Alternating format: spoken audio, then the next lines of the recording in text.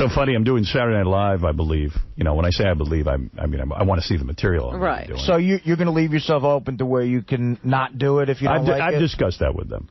That's a good move. Yeah. But they won't even be ready to do that until the week of, right? Yeah, next week they'll send something over. And it's, Richard must be out of his mind. Richard Christie sent me a memo saying he has an idea for a sketch, but I don't get the sketch. Hey, Howard, I had an idea for Saturday Night Live. You play Spock in a Star Trek scene with Robin as Uhura, William Shatner as Kirk, and George Takei as Sulu. In the skit, the crew of the Enterprise is defending a satellite from the Klingons, or maybe the FCC. At the end, after the crew successfully defends the satellite, Robin, Uhura, would lean in to kiss Howard, Spock, but Howard pushes her away and kisses George Takei.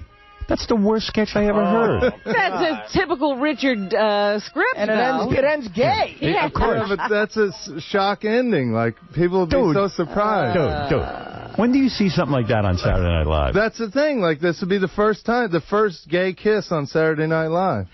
They've done gay kiss. Alec Baldwin did it with Adam Sandler or something. Oh, did they? Yeah. Canteen Boy. You don't want Howard to gay kiss anybody. That's the image. Well, I was just thinking, you know, you're wanting to tie in so I was thinking that's kind of a fun Why does it have to be gay, Why does though? it have to be Gay Howard on SNL? That's what they're going to see. It's not going to compel people and I'm to Spock? purchase anything. Yeah. It's dated anyway. It's not even good, man. Surprised. I have the best Saturday Night Live sketch for you ever. All right, let me hear it. You go on dressed as Jackie Martling. Go ahead. And you just do Jackie selling satellite. Right. Like the way Sal, look at me very carefully because you're very demented. Number one, the Saturday Night Live audience This is Jackie Martling. isn't into Jackie Martling. They're not going to understand that. But your fans will. Yeah, my fans will, but it's got to be a... Are you insane? Yeah. This guy's nuts. You got to hear this. You got to hear this. He is crazy. I'm convinced. I get about 10,000 email from the guys every night. You know, that's how we work. We write back and forth to each other ideas and stuff, and it works pretty well for us. I get a personal email from Sal last night. Uh-oh. All right, personal. Just addressed to me. What? It's already trouble. Let me tell you. Okay. Oh, you guess. He wants to know if you're going to the party. Right. So there's a K-Rock Christmas party tonight. He writes, Howard, are you going to the Christmas party tonight? Because if you're not going, I'm not going to go. And, I mean, I wouldn't even bother answering this guy. Can I tell you why, please? You know what, Howard? Because Craig, wait, look, Craig, I never got the email about the Christmas party, so I was told yesterday. Listen to me. Look at me carefully. Go get your own life. I got a life. You know, Howard, he hit me first thing this morning, 5:45. Hey, Gary, do you know if Howard's going to the Christmas party? First he goes, are you going to the Christmas party? I said, no, it's my son's birthday. Right. And do you know, is Howard going to the Christmas party? I said, I have no idea. Never mentions to me that he wrote this to you already. And I said to him, Sal, whether Howard and I are going should have no bearing on whether you're going. Do you want to go to the Christmas party? Right. If you go. Exactly. But what is that? Why not? Why are you going if I go? I don't want. If I go, I don't even want to see you. When you worked at your other company, did you do things because another person was going, or were you your own guy? Like I can't talk. Why do you want to wait? I want to tell you why. Why do you want to go if I go? Because what's going to happen if I go? You're stressed out over the move. I'm stressed out over the move. What's that got to do with anything? Go ahead. Can I do this without this? You're stressed out. I'm stressed out. We're working together to make an incredible entity, and we can have a few drinks, have a few laughs. We can both unload together and just have unload. And just have fun. I mean, we can both run off about it. Howard, have you ever said to a friend, hey, you doing this tonight? Because if you're not, I'm not. That's what I did. You're not my friend. I'm trying to be your friend. We're friends. I'm not your friend. You keep trying, and he keeps not responding. I'm not. How am I your friend? How am I your friend? Well, on what planet am I your friend? We talk a little bit. We talk at work. Yeah, we work together. Right. It's nice to take it out of the workplace. How come you don't do this with anyone else here? You have yet to ask me to go out to dinner. You didn't ask me if I was going. You really need an answer to that question? No. What about Robin? Or Artie? Wait a second. Look at me. Yes. Everyone here is under the same stress. We're all moving to a new place. Right. So if I'm under stress and you're under stress and we should have, why don't you want to have, if you want to be under stress with Fred and Artie and Robin? I do. Well, okay, I have lunches with Artie all the time, which are great. I have go out with Richard all the time. I've been so to why so lean on them. Why do you have to lean on them? Because you're the only one left. That's not true. You skip me, you skip Fred, you skip Robin. You skip Jason, you skip Will, you skipped all the ones. They all are under the same stress. Listen to me. When's the last time you went to dinner with Scott the engineer? He's under stress. All his hair He should be under a truck.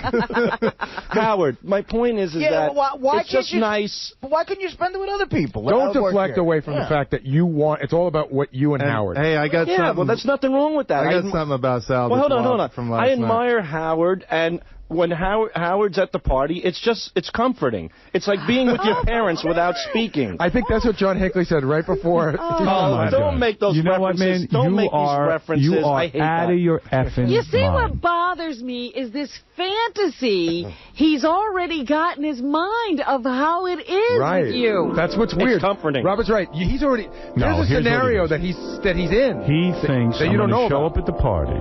I'm going to see Sal there. We're going to have a few drinks. Right. We're going to hang out all night. We'll only have eyes for each other. Right. And I'll ignore everyone else. Yeah, it's called a date. Then you go back to your apartment. Yeah, but my point is, Listen to me. a man who's sitting around making up pictures in his head of a movie that you and he are starring in is sick. Right. No kidding. Well said, Robin. Okay. When you said Where's your copy of Catcher in the Rye? I never read it. Never read it. Good. Thank God. I was bad at it. I'm bad at Star 80. What'd you say? I own 20 copies of Star 80. That was a good movie, especially with the rifle in the end. Hey, Howard. Yesterday, I was at In Demand, and they were asking if me and Sal were coming to their Christmas party. And I was on the phone with Sal to ask him. He said, "Is Howard going?" Oh, I my said, God. Listen to me. I don't know. I don't think so. And he said, "No, then count me out." Please don't look at it as Dude, strange. I just admire your company. That's all. I'm just You trying admire my company? Yes, I mean, how would you know you've never been in it? Well, listen, the only time I feel at peace is when I'm here working with you. So if I go to a party, I'm not happy unless you're there. Dude. But he's so Dude, that's how you talk about a love. John Hinckley Jr. Yeah. I'm not in love with you. That's love. Listen to me. The only time you're at peace is when you're with me? That's love. But he's You're right. not, though. Well, he's listen. always nervous around you. He shakes and stuff around you. He doesn't seem at peace. That's how people talk about Jesus. You're Jesus to me. All right. Well, listen to me.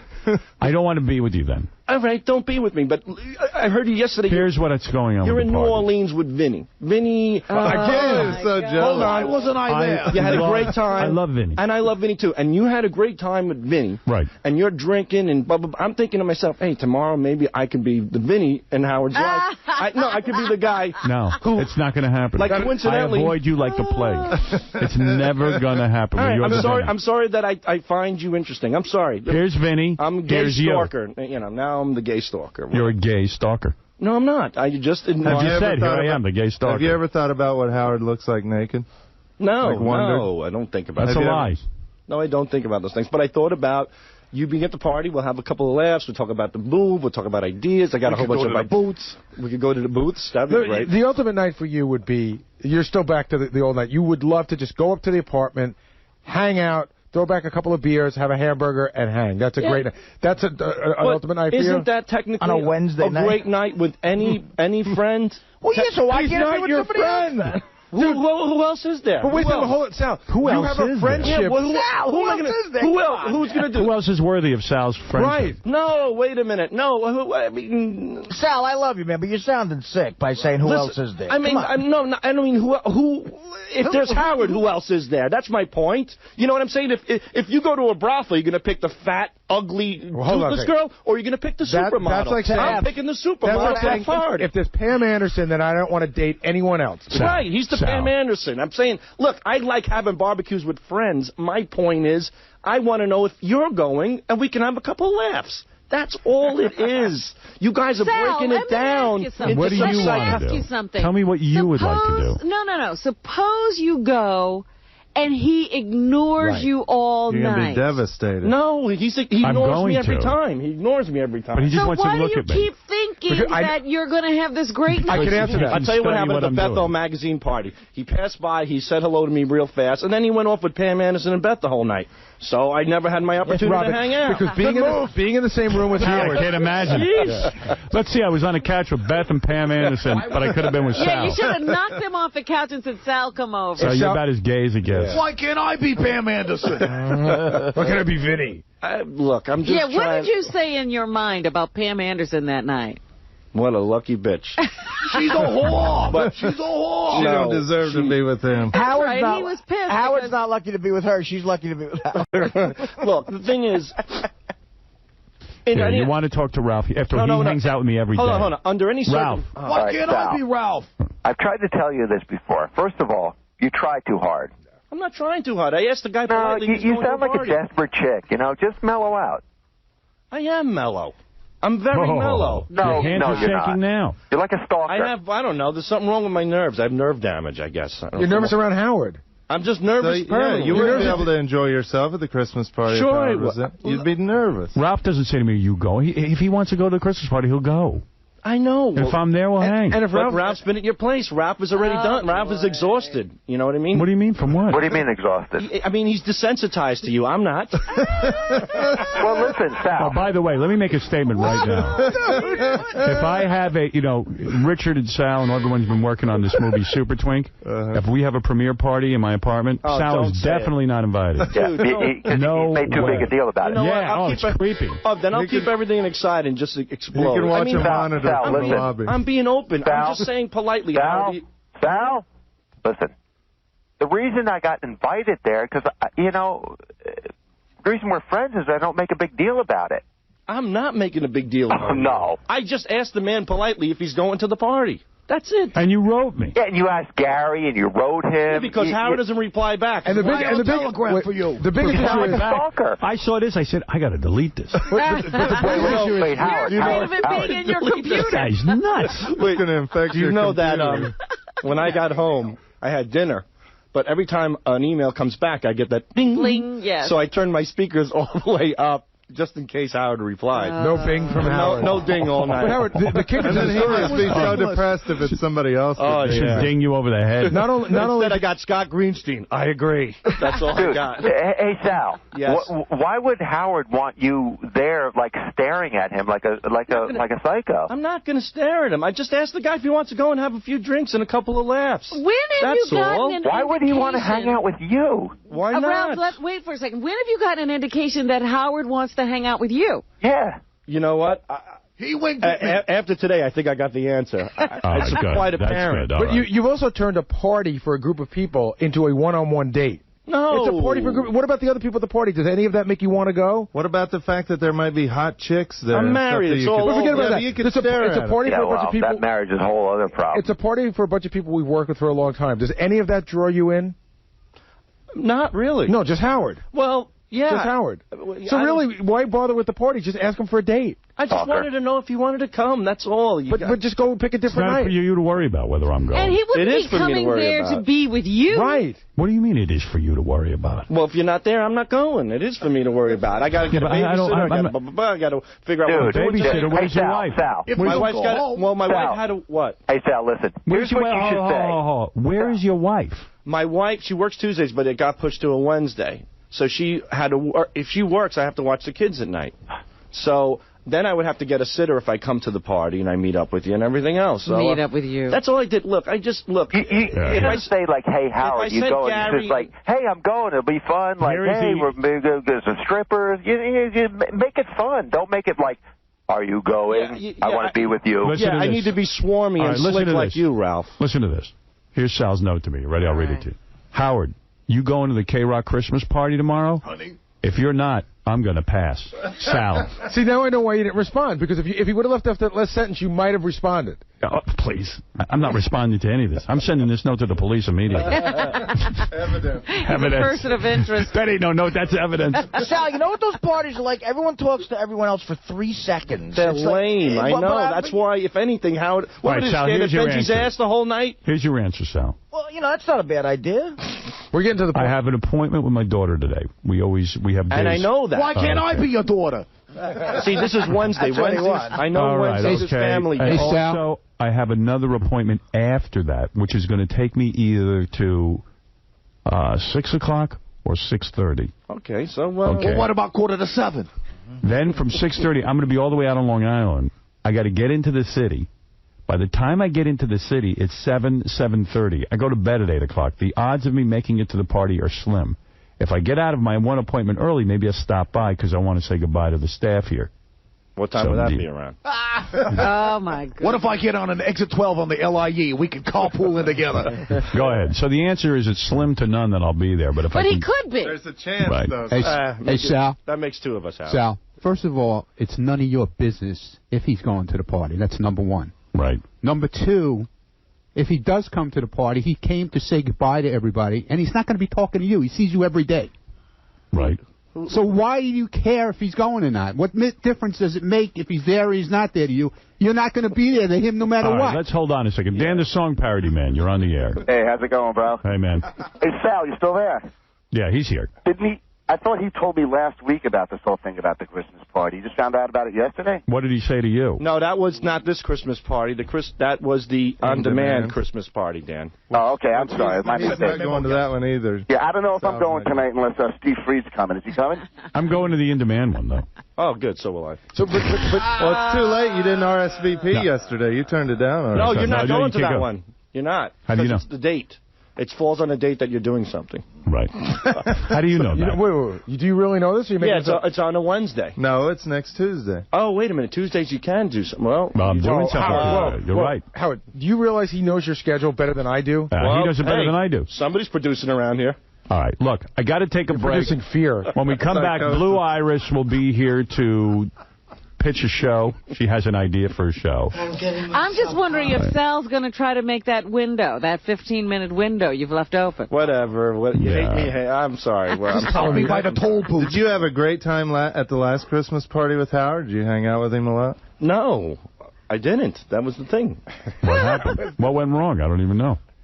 I think I was there with Beth. Yeah. And you were talking to... so I hate when you talk to these people that I don't even know. I'm like, what is he doing? Wasting his time with some... Like, you'll talk to a guy who's like a car dealer or Why something. is he talking to his mother? Yeah, he should be looking at me. I'm like, why is he talking Who to was this I talking guy? to? I don't know. I think it was like that guy who sells those cars or whatever. Yeah, but that's that guy's one chance to talk to Howard. You get to see him every day. Yeah, but he doesn't talk to me. He talks to you. No, a little bit. What was I wearing at the last Christmas party? Black blazer, red shirt. White underwear. Black You are pants. kidding me. Dude, can you work here and stay 50 feet away from Howard? Yeah. Why? That's what it's getting Listen to. It's really getting to restraining order I just admire the guy. I mean, look, If you everybody in does. love, Let's in put him love. in a cage over it. Who do you love better? Who do you love more, your father or Howard? I love Osama bin Who do you Laden love- more than my dad. You can know. Your mother or Howard? My mom. You sure? Yeah. Think about But it. it's close. It's close. Who would you rather spend Christmas with, me or your mother? Right, there you go. Mom, you're alone. Eat a turkey. Christmas with you would be awesome. All right, there you go. I mean, it would be King of fun. all blacks, you're on the air. Yo, Sal, man, what is wrong with you, man? I mean, it was funny at first. Now it's like, come on, man. Friendships happen naturally. You can't beat him in the head to be a friend. I'm not beating... Dude, I just sent him an email. That's all. If he's Yeah, coming, but he's you coming. don't.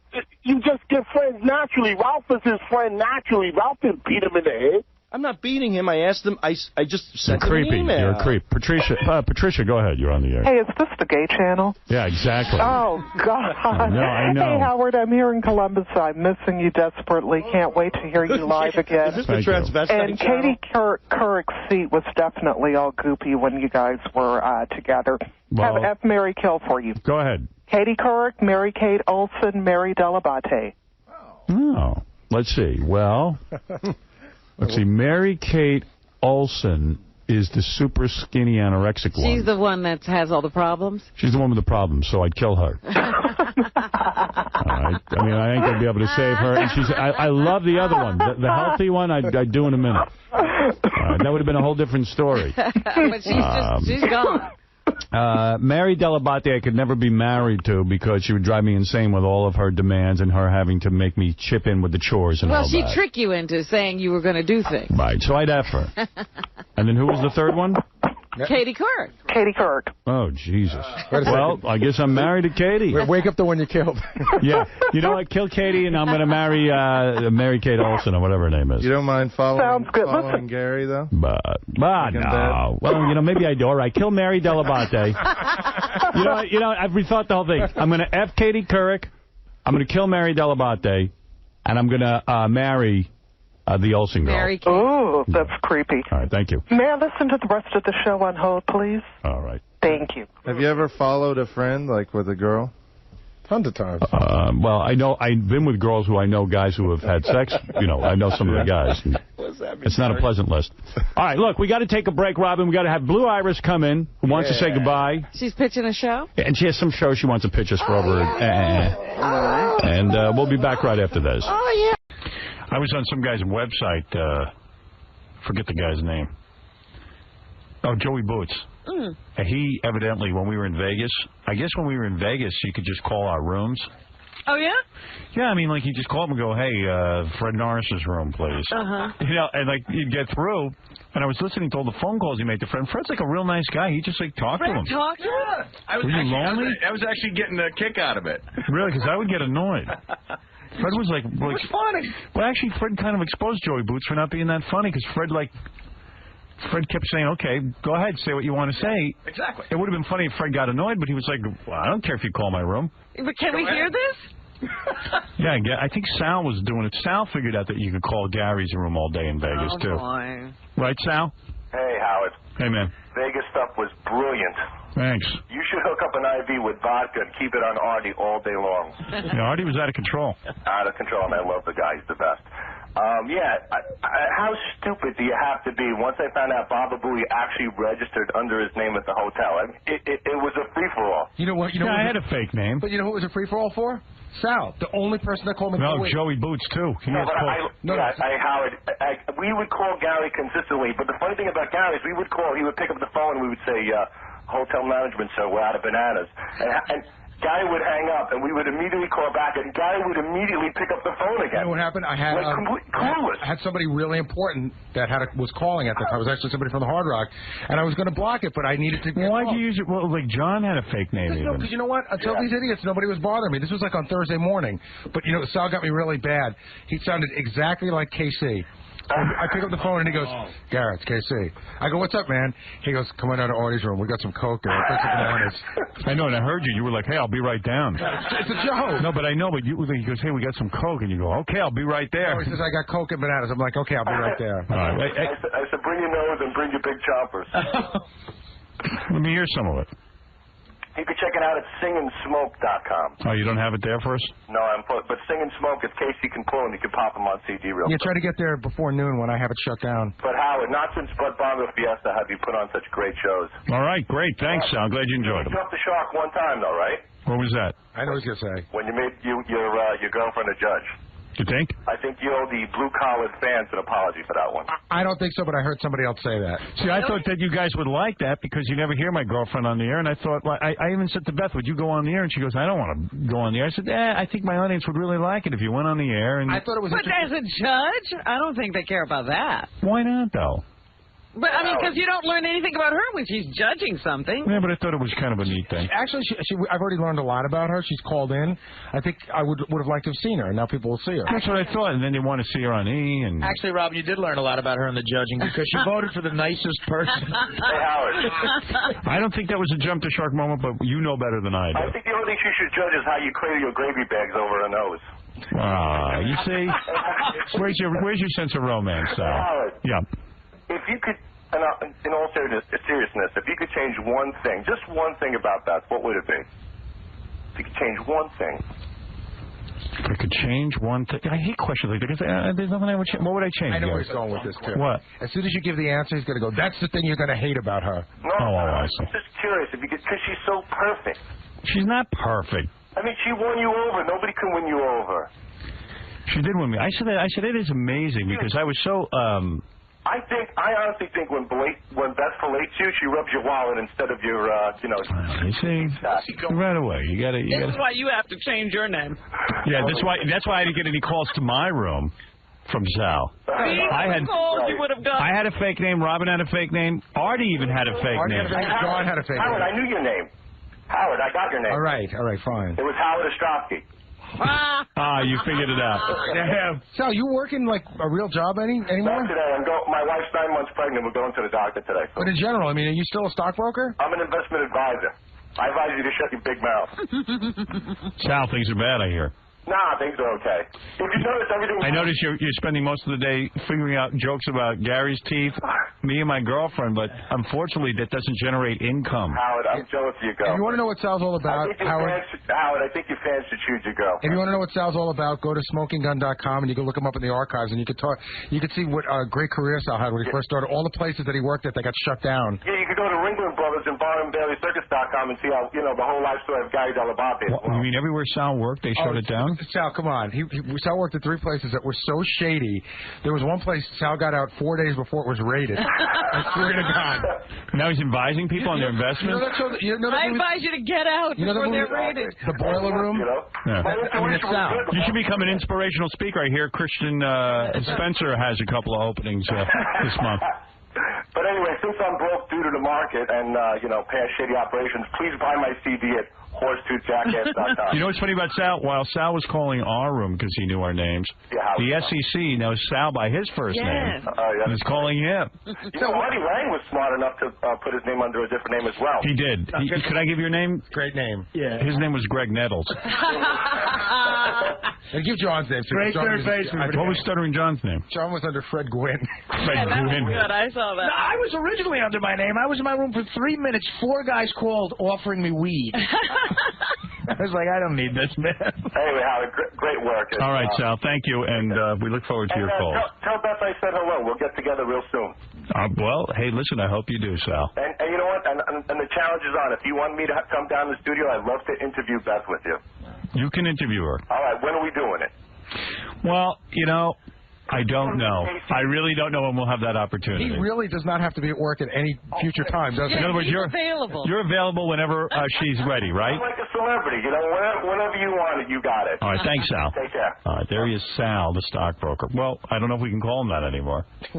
Sal, the former stockbroker.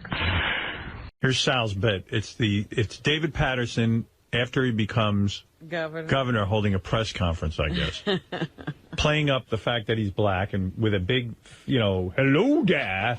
Which I don't even mind that, fine, but have some jokes when he's saying it. Yeah. And then, well, and then you'll see. And then the kicker is, of course, that he's blind, so he plays on that as well, Robin. All right. Breaking news. Elliot Spitzer steps down, and we bring you to a live press conference with new New York Governor David Patterson. Governor, step to your left a little bit. Okay, he's to my left. Governor, approach the podium. Okay, he's approaching the podiums. Podiums.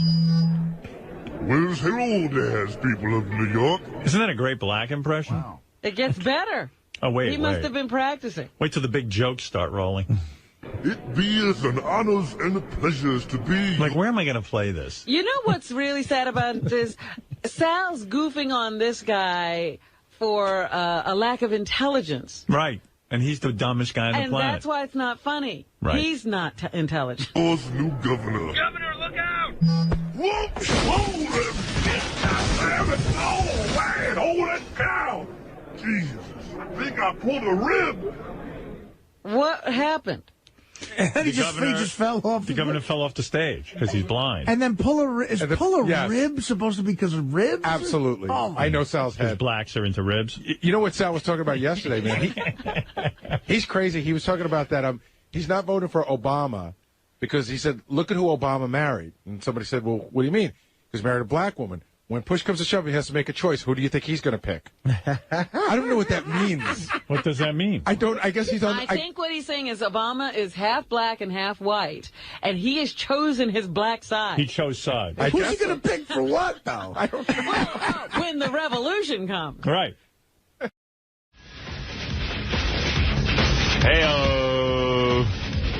Yeah, first off, I have to mention that I don't want to get into a whole long thing about it either, but Richard Christie's, I smelled this rotten cheese in the hallway, like something just smelled like shit, and I looked in Richard's room, and he was shoveling in some sort of, like it looked like a spaghetti, like a white spaghetti, like maybe spaghetti covered in cheese, and the whole hall just stinks to high heaven. Was this yesterday? Today, this morning, going on right now. Somebody's eating cheese and spaghetti Richard this Christie. morning? Yeah. Ooh. It's his birthday. He told me last night, he goes, I'm going to do my favorite thing on my birthday. Which is what? And I realize his birthday is April Fool's. It's I'll tell you what it is. Get a pizza. Where do you get a pizza from? Well, that's for my meal this afternoon. Yeah, what is the pizza from? Just so Papa John's. I get a pizza from Papa John's, and I watch Halloween 2. No, part 1. Part 1. And 3. And 3. 1 and 3 he watches. Yeah. Those are my favorites. Why not 2? If I had time, I'll watch 2. Right. Papa John's Pizza, dude. You could do a lot better. You're in New York City. It's a tradition. I've been doing that since 1996, and I don't want to break tradition. What's that crap you heated up? Oh, I got to thank my buddy Richie Rings for my birthday. He got me Carrabba's Chicken Brine. It's my favorite meal Chicken brine? ever. It's chicken with goat cheese, sun-dried tomatoes. I knew I smelled cheese. Yeah. Would you heat it in the microwave? Yeah. Where do you heat it? Where is the microwave? In the kitchen by the snack machine. So it's coming through a door and everything. The whole hallway reeks from that. Ronnie was complaining about it. Yeah, it really smells like vomit. It tastes a lot better than it smells. Yeah, well, happy birthday. Thank you. No. Somebody mailed it to you? No, he brought it yesterday. From where? Where's Carrabba? Connecticut. Connecticut. Very far away place. I always say if I get rich, I want to open one in New York City. Right. There's a lot of food going on through the mail, and it's like a lot of weird stuff. I wouldn't eat any food from the mail. Somebody sent live lobsters here one day. Did you eat them? No, I think Gary ate them, but we had this big, huge box, and we opened it up, and there were these lobsters, and I never... And they're moving around? No, they weren't moving, but then Jason went and touched one, and it jumped at us, and we flipped out. I didn't know you could do that. I don't eat lobster. I want to order it because I hate the way they kill them. And, they always told me that the lobster doesn't feel anything. I just read this study over the weekend that lobsters have a tremendous sense of feeling and pain. And how could they not feel anything? Yeah. I was getting boiled to death. They're in boiling water. They don't feel it. That's the sound. That sound Benji makes is kind of the sound that comes out of a lobster. Yeah. Well, they're not feeling. Well, they used to say they were screaming, but it's supposed to be like steam or something. The shell's popping or something. Yeah, I think they're screaming. The fact that a Papa John's pizza even stays in business in New York City aggravates the fuck out of me. I've never had Papa John's. But have you ever had it, Artie? I've had like Domino's, and 100 years ago, it's just not good pizza. Richard, you don't know that. You haven't eaten it. I haven't had Papa John's. I've had Papa John's. I've looked at it. It's disgusting. It's like not that real good pizza. There's a pizzeria right up 49th Street called Napoli. I go there all the time. I love it. Why wouldn't you get a pizza from there? Because Papa John, it's a tradition. I have traditions that I don't like to break. But you have the Napoli pizza. Is it better than Papa John's? I like Papa John's better. Wow, you are a hillbilly. Oh, my God. I am. I can't explain it. I'm sorry. Everybody has different tastes. It's a thing, like, I remember being an electrician, going home. That was the thing I really looked forward to on my birthday. But you're wrong. It's not a matter of opinion. You're wrong. Well, Napoli's better. Okay. But you're going to eat a whole pizza? Probably, yeah.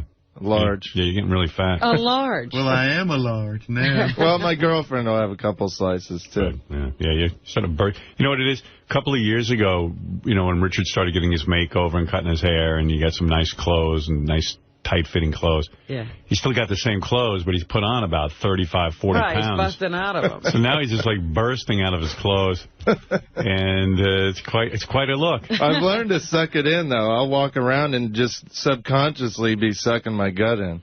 Yeah. So you're going to go home tonight with a pizza, Papa John's pizza, and actually watch Halloween 1 and 3 by yourself? With my girlfriend. That poor fucking girl. What is she? Is she on lithium or something? No, we have fun. It's the simple things. When did you last shower? Yesterday, actually. Yeah. Oh, we got you on a good day. Believe it or not, yeah. You can smell me if you don't believe me, Robert. Richard's real sensitive when people call him fat, like it gets him crazy. Oh, does that bother you? Well, it doesn't. It only bothers me when people like Ganji call me fat. Well, Ganji's twice your size. I know, but you can tell he dwells on his fatness because he's always calling me fat. No, he's really fat. He has no willpower. He has no backbone. When he used to work at my house, he'd ask me for a diet, And I'd explain to him what to do. He could last for like 3 meals. And he just says, but I like sauce. Can you imagine? And I was just like, you like sauce, you pussy? You want to lose weight, don't eat sauce. No, but I like it. Like a baby. I want to see pictures of him on the beach on his vacation. He went to Puerto Rico. I'm sure. Is he back? I don't know, but I'd love to see like what he ate on his vacation on the beach. The Puerto Ricans all ran out of the country. They couldn't believe it. Richard doesn't look fat to me as much as he looks just like completely run down and unhealthy. He just looks like you're a mess. But I'm trying. It's not like I'm not trying. Yesterday I did an hour in the gym, and I do go to the gym. Yeah, I do. I swear I do. What happened to your karate lessons? I still do that, not as often as I should, but I have a gym in my apartment building now, so I've been going there a lot more. But my problem is... Americans are basically fat. I speaking to a friend of mine who goes to Europe a lot and was explaining to me, because I don't go to Europe, like Americans all walk around all fat, like in France and stuff. And supposedly the people in Europe look really together, like they're thin and, you know, like Italians. And the Italians, they have like a certain aura, demeanor. They're really into their appearance. They have a thing about their appearance. Yeah. Well, you know what? They don't work hard at it. They just look good. I know what it is. They tell me the Americans walk around all fat and like, hey, look here. You know, let's get some Papa John's. That's right, exactly. And that's what they do. They roam through Europe looking for a McDonald's or, you know, something they recognize. I used to go to get McRibs over at McDonald's when I was in Europe. And then the Europeans all hate us and stuff because they think that's what we're all about, just eating, and we're real loud and like, you know, where's that Eiffel Tower? We got something like that back in Vegas. You know, it's just like, shut up. Exactly. When I got yelled at in France when I was in Paris, I broke some little trinket at a store, and some guy went off on me for 15 minutes about Americans. Some French guy. I was like the typical fat, dumb American. Yeah. But everybody over there rides bikes. Like, that's why they're so thin, because gas is 5 times more expensive, something like that, than it is here. So everybody walks or rides bikes and stays in shape. Well, they were never out of shape. I was trying to guess how old you are. I was kind of shocked when I found out, because you're looking older than what you are. What is he, 37? He's 35. 35? Yeah. Wow. I'm weathered. Yeah. Well, you've had a hard life. Well, hauling hay will do that to you. Yep. When I started hauling hay when I was 14. I'd be out in the sun all summer. See you later, Rich. Okay. Yeah. I didn't even know what he just said. Yeah, you said you didn't want to get into the whole thing. I didn't want to get into a whole long thing with him. I was listening to the wrap-up show. It almost drove me to call in yesterday, because the guys had all decided that it was okay that Richard and Sal were selling pictures. And they decided. Yeah, all the guys on the wrap-up show were listening to the evidence, and they were like, yeah, you know, Sal and Richard had a perfect explanation. They go, listen, we go to these clubs. There's a professional photographer there. We take pictures with everyone. If someone wants the professional picture, we'll do it with their regular cameras. But if somebody wants a professional picture, the guy makes them available on a website, and they can buy them. And they can buy them autographed. And I'm sitting and listening to this, and I'm like, and then each guy goes, hey, that's not so bad. And John Hine or whatever. They're breaking down. They go, yeah, you know, that sounds reasonable. I'm sitting there going, that doesn't sound reasonable to me. What is the audience there, just to sucker into every fucking money-making opportunity? It's not the way I view this audience. I think that... But we do what a lot of people don't do. We stay after the show. We say hi to every fan. That's sign every autograph. Good. Take pictures with their cameras. Yeah, but you know what it is? It's the same reason I get down on Bill O'Reilly or these guys who... there's nothing wrong, essentially, with him having a website where he sells the Bill O'Reilly sponge, or Rush Limbaugh sells the Rush Limbaugh radio taping device, or the ski jacket, or the towel with a monogram on it. You know, you think about the greats in show business, and I know you're saying, hey, you're struggling right now, but the greats in show business never viewed their career like that. They were entertainers.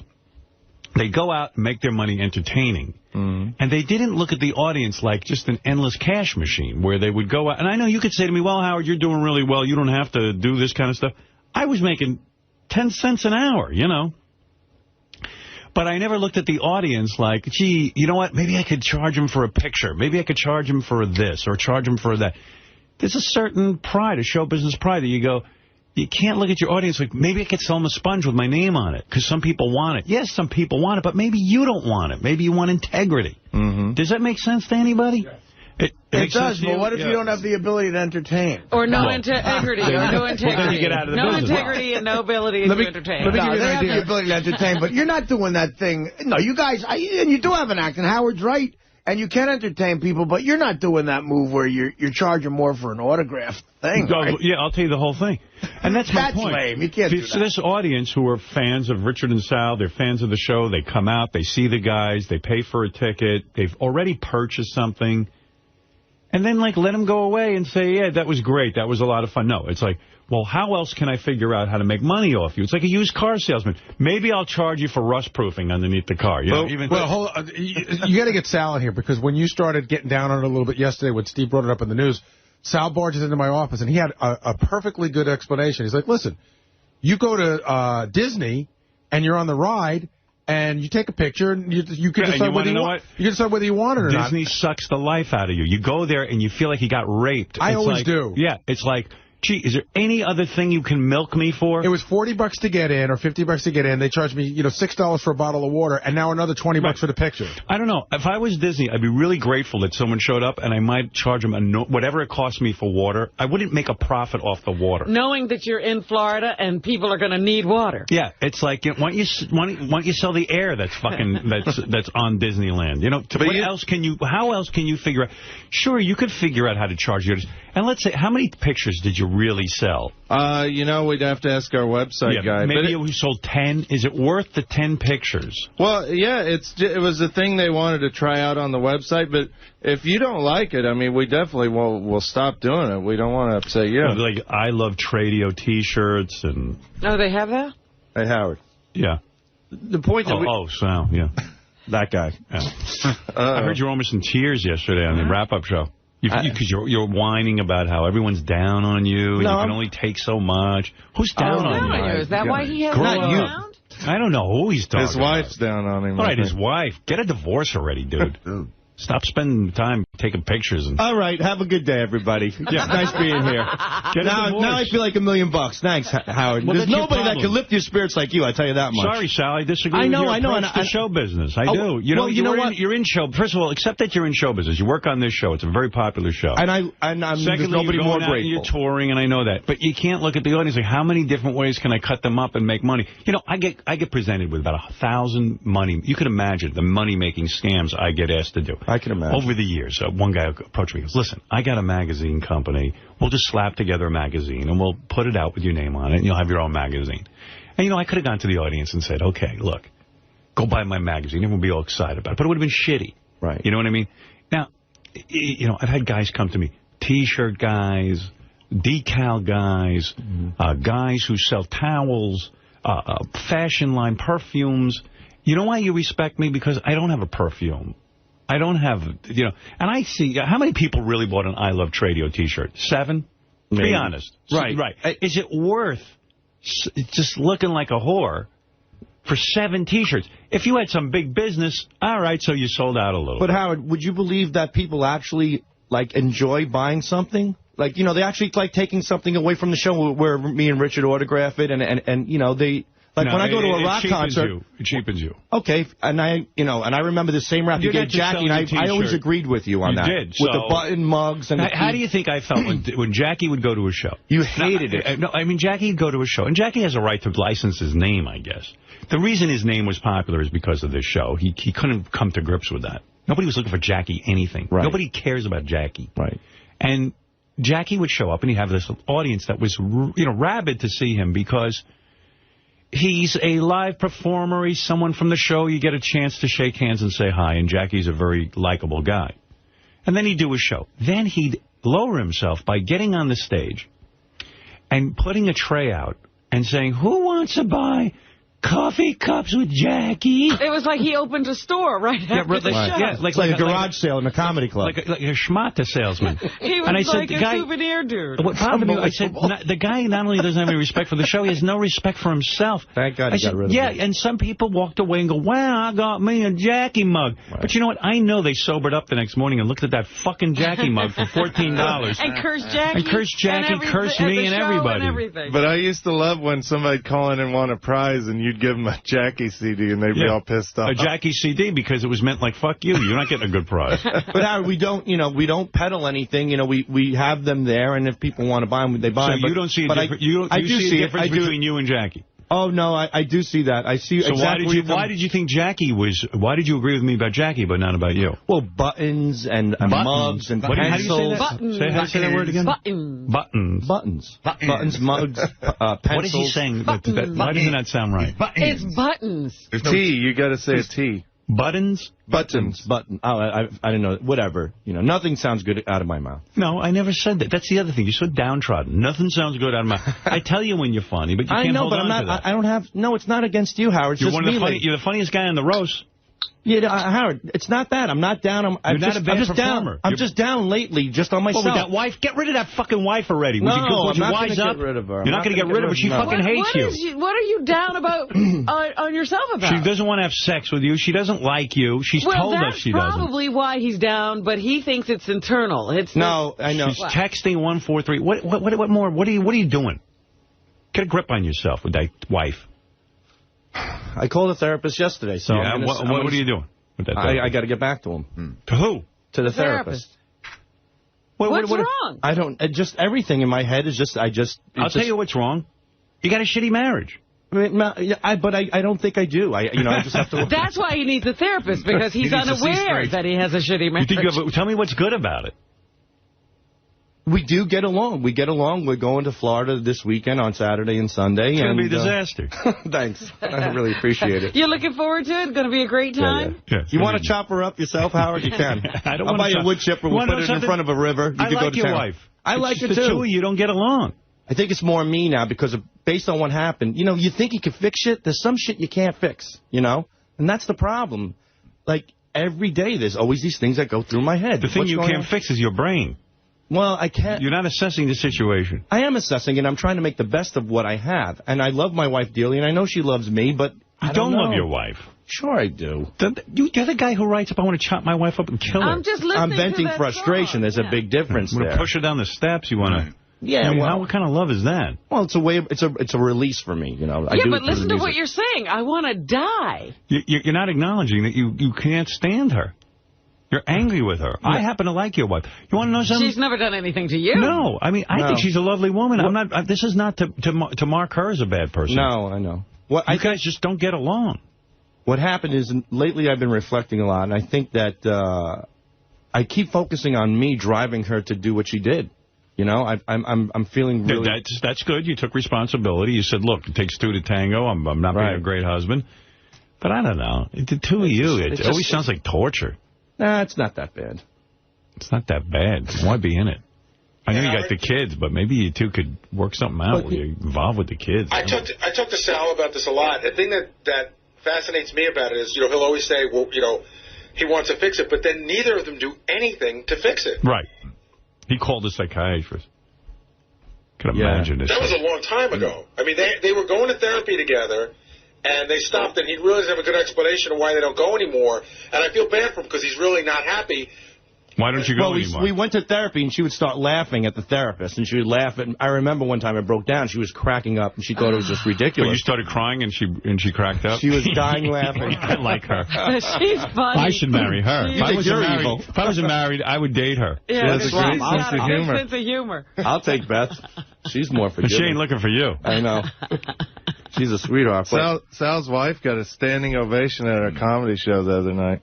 She was there, and the crowd, when Sal mentioned her, they flipped. Yeah. Sal can't get a break. Even his fans like her better than Yeah. So we went to therapy, and she starts crying. I start crying, and she starts laughing. And she's like, look, I'm just trying to make light of the situation. You're overreacting. I'm like, I'm overreacting. Do you realize what you've done to me? It's not me with 143 my fucking phone, So we would leave, and she's like, I just can't believe you just spent $180 on therapy. I'm like, well, I'm doing this for us. She's like, I could have bought a new pair of jeans. You could have bought a new pair of shoes. I'm like, your insurance will cover your therapy. Yeah, your insurance. No, I don't know. Insurance. And I checked in. Call the insurance and order a Papa John's. So we kind of I just said, you know what, forget this therapy, forget this lady, and all this other horse she's not shit. into it. Yeah, she's not into it. That $180 is a lot of money. It was a lot of money, yeah. And that's it. So, but we've been getting along. I know you're making an assumption, Howard, that it's her, but... When's the last time your wife hugged you and kissed you and said, you know what, I love you? You know, she did that... Tisha B'Av, I think, in 2002. I'll tell you, it doesn't happen much, but she did it 2 days ago because I broke down. I flipped out. You flipped out? Yeah. Oh, is this where I heard about this? You flipped out in front of the kids? Yeah, that was the first time I did that, and I just wanted to... What happened? I've never flipped out in front of my kids, and that was How'd you flip out? I'm getting 100 phone calls a day for the show in the hallway. There's a lot of pressure on me, and, you know, and thank you to everybody for being involved. So I'm trying to do that. Then I'm getting a phone call. I'm getting 16 text messages. Howard says you're full of shit, and Gary says you're late every day, and Howard says you're a liar about the train. Now I want to know who's texting you. All my friends and stuff. The Gavones you hang out with? Who are all jealous? Whatever. I'm just... You're jealous because they have a hot wife and you got a great job? Probably. I'm not... Those Gavones? Right. That's and that's what you listen to? No, I'm just saying these are coming in. I'm not Anybody who ever texted me and did that would never have my text number. I would never be friends with them. Right. They could drop fucking dead.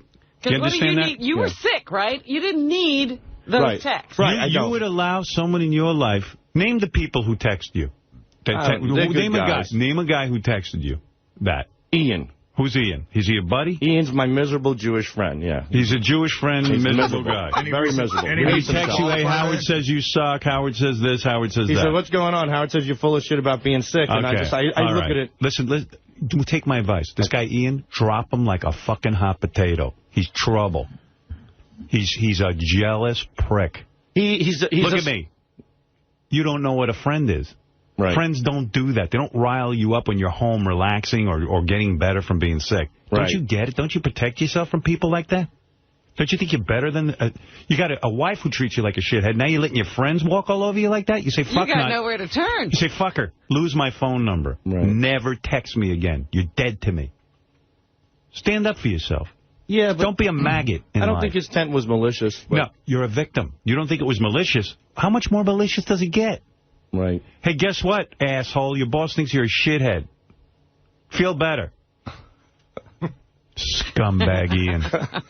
Tell Ian to fuck off. I know. You can act like a man. And that's the point. Right. In The Godfather, when the guy goes, act like a man. You can act not just with your woman, but with everyone. I've told Richard I've cut everything out of my life now. Like everything. Me and Sal have been reading that book, The Secret.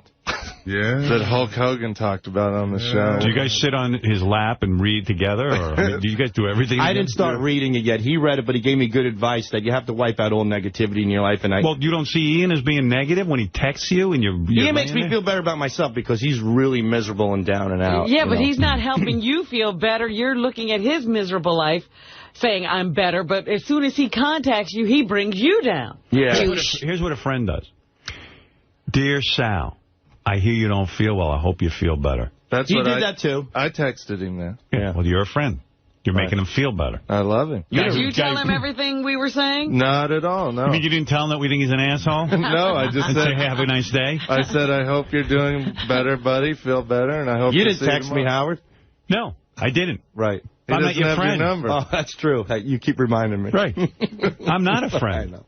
He's staying away from you because he doesn't have anything good to say. Right. Actually, I'm a better friend than Ian. He's taking care of you. Ian went out of his way. I hate texting. My thumbs are too big. It takes time to type. This guy actually spent time making you feel bad, and you think he's a friend. What can I do today to make this asshole feel even worse? You know, I'm gonna sit there with that dumb text thing, and sit there and punch those buttons. Yeah, I can't call him, but I can text him. And that's no short text. And plus, like you said, Sal, he's Jewish. No, he's a self-admitted, miserable, hateful Jewish person. That's how he carries himself. That's good. That's a guy you want to hang around. What are you talking about? He's Sounds like amazing. you pick from the best I love people. him. I love him. Yeah. I love you, Ian. Good. Even though you're a miserable prick. He's a self-admitted Jewish person. Self-admitted hate. What is it called? A self-hating Jew. That's what he is. All right. But I love him. I love the Jews. Good. Yeah, you love everybody. Just like you love your wife. Well, that's the problem. I feel like I always have to please everybody, you know, and then it all comes tumbling down on you. So I'm cutting out all my... By the way, emails and all that what stuff. What comes tumbling down on you? I don't know. You tumble down on yourself. But I think Robin hit the nail on the head. When it all comes down to it, all the stress in my head, when it filters down to one thing, I think it's me and my wife, you know? Yeah, of course it is. Yeah. So that's well, of course it is. Who wants to go home and be on edge and be miserable? You got a hot little life. Don't get me wrong. You should be fucking her and having a great time, going out on the town with her. No. You two are busy with arguing and all kinds of shit. It's over. You know, we're not arguing. When I've been in a bad relationship and I've finally thrown the guy out, when I walk into my house and he's no longer there, I'm like, nobody here making me feel bad. Nobody here telling me I'm worthless. Nobody here unappreciating me. Now it's a good place to come to. Well, that's not the case with my wife and myself. I think it's just an issue of what's happened in the past, and I'm trying to get through it. But that makes you feel worthless and not good enough every time you walk in. There you go. Good advice. There you go. Same thing. Whatever it is. Who the fuck knows? I can't figure it out. Nobody can figure it out. That's why you read about guys in the... figure it out. We figured it out. What don't you know? What can't you figure out? I think she loves me, and I love her, and I'm just going to... She told us she doesn't love you. She does. She never told me laughs when you cry. Yeah, well, that was in the past. Who laughs when someone cries? I mean, that means you're in pain. And if you love someone, you're like, oh, man, this guy's... You wouldn't do that to a stranger. Wouldn't do that to a dog. Dude, you don't know... You love to be... No, I don't. You're what they call a masochist. A masochist? What the fuck are you talking about? You know what I mean? Like, you just love it. Yeah, I just got stressed out. That's all. I'm fine now. I'm fine. I'm definitely... I'm okay. I've just been focusing on my work and doing You're not okay. I'm okay. You're almost crying on the wrap-up show. Listen to this guy. I don't hear this. The stress is getting to him. From the Howard TV is stressing him out. No, he wanted to do the show. No, it's not that. It's just a combination of all my work and being on the road and working here. You know, I do the radio show, the TV show. And then selling the pictures to the audience. I mean, that's got to drive you crazy. Sal's like super stressed out these days. He looks like unhealthy. I don't think he's, I don't know. I feel bad for the guy. I think he's working way too hard. What's going on? No, it's just a combination of, right now, every day after the show, we're filming Show in the Hallway, shooting till 6 or 7 o'clock at night. Then I'm on a plane every weekend doing the shows with the great people, and it's just adding up. It's been very, very stressful. But you love being here. We talked about that yesterday on the air too. Yeah, I love being here, but sometimes it gets to you. When it does. I won't lie to you. I mean, this is the greatest job in the world. But like anything else, a combination of stress, being on the road, doing all these things, and trying to please the fans. That's all I do. That's all. My only intent in life is to please people. That's why I'm here. And that's why I am honored to be here. I'm doing such a great job at that. When you get beat up so much, sometimes it takes its toll. And it's a combination of working real hard and getting beat up. You just kind of snap. Woe is me. Wah. Woe is me. Now don't cry and whine. Don't be a pussy homo. Now don't wash out your vagina. Sal's vagina itches. Sal, you've lost your fucking mind. All that work, and you two are reading a book right now. Sal, don't cry and whine. Me and Sal are reading a girl's book. Here's the secret: Coke and a hooker. That should be my secret right now, man. Piss video. A nice big bottle of vodka. Me and Sal reading girls' books, trying to figure life out. He said me and Sal have been reading that book, The Secret. Here's a secret for you. You read the Get a first divorce. page, and I'll read Well, the second. I heard Hulk Hogan say that it helped him, so I figured I'd try. I get all my literary tips from Hulk. Now, it's just that when you guys, when you're coming up with a plan, and I understand you're trying to do everything. You're doing the comedy shows. You're doing hallway shows. You're doing this show, that show, call and trade. I understand. It's it's pressure. But you don't need to feel desperate to grasp every penny from the audience. You can leave something on the table. And you know what? Your audience will appreciate it. Because it just makes you... I know some people do want a professional picture with you guys. There's 4 people who want that. It's like when Eric the Midget goes and makes an appearance and 4 people show up. Right. I mean, you want to, You want to be Eric the Midget? Would you rather say, you know what, we don't sell everything that isn't nailed down so that we don't look like we're trying to grub off the audience? Or you selectively sell a few things, maybe. You know what I mean? Yeah. You already sold a ticket. People saw you coming off the road. You did well. Leave them wanting more. We also, people will email me through my website and request headshots of us, and we send all those out for free. Oh, you guys are really great. You guys are real princes. Sirius even like printed out 8x10s for us, so we could send out to the fans. Isn't that nice? Took 2 years, but... Yeah, well, you know what? Guess what? I don't send out any 8x10. Right. 8x10. It finally happened. Be happy. How about you tell the audience, I don't even have an 8x10. Then they respect you more. Well, they would believe it, first of all. But we're sending those out for free. They just love it. It's a nice thing to do. I always said I'm probably the only pseudo-celebrity sending out an autograph where I also fill out the address on the envelope. So they have my autograph several times. Yeah. Well, that's charming. Do you know, Howard, how I have 143? Richard said he got so tired of signing that he wanted to come up with 3 numbers as well. So what's your numbers? 423. Yeah. What is that? Jack me off. It's just something. I got to get out of this. It's something easy to sign. Why don't you guys go back and read girl books? All right. See how you do. And really, I'm okay, man. Thanks. Yeah, I appreciate it. And you know what?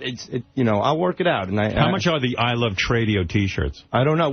I don't know. You don't know? Don't you want to know? We haven't made any money off of that. Yeah. So why have it? You haven't made any money off it. And who designed it? I mean, does it look horrible? What is it? It's dumb. It's like one of those shitty T-shirts we get in the mail all the time that people make on a computer. I Love Tradio. It's like the whole website is hawking this crap. I mean, you guys are worse than like Bill O'Reilly or Rush Limbaugh. I mean, okay. Look at all different designs. You can get I Love Tradio, different colors. You got a mannequin modeling it. I mean, it looks like they're in the shitty clothing business. I mean, that's actually a person that died. Why don't you just label it the shitty clothing store? If you really want to look like shit. You want to look like crap? Let's see. What does it say? I'd buy from the shitty clothing Rod store. Stiffington shirt. I mean, how many of those have you sold? Do you know? You know how many. I've autographed a couple of them. Like 2 or 3. All right. Maybe not everything you have to be in business. It's like, you ever see this J-Lo? Yeah. You say, gee, is there anything? She's got a clothing line, a perfume line, or this line, or that line. Well, the one thing lucky about it is she doesn't have to make movies anymore, so there's no more crappy J-Lo movies out there. Well, the best example of that is Kiss. Like, they sell everything. And isn't it sort of, like, embarrassing? Well, Sal buys a lot of that stuff. Yeah, but that is embarrassing. I mean, I don't want to be buried in a fucking Kiss casket. Right. That's a little bit over the top. Well, so then you say to yourself, well, okay, granted, you're not Kiss, you're not as big as those guys. Those guys could afford not to sell all that shit. Right. They just look like they're money grubbers. Right. We certainly don't want to be money grubbers. I mean, that's not our intent. So elevate yourself a little bit. Start looking at yourself as a winner. Start saying to yourself, okay, right now I'm at the beginning of my comedy career, but I'm going to carry myself with some dignity. That's all. And then all of a sudden people begin to start thinking you're a star. You start to think like you're a star and you become a star. I'm not saying you can't sell a couple of items if you got something really big going on, but is it worth it for the 7 shirts you're going to sell? You'd have a whole website full of shit. We're kind of just, so far we've been selling it just to pay for the website. So. Well, there you go. So is it worth it? That's why we haven't made any money. Take down the website. Be a little more mysterious. We have to have our comedy dates up there. Yeah, I think we have to sell like 300 more shirts to break even. It's the RichardandSalShow.com, by the way. Yeah, so you're not even making any money with it. So you can't even say it's helping to pay for your... Yeah, get a MySpace page or something. Yeah. I have one of those, too. Yeah, well, rather than that, even just like...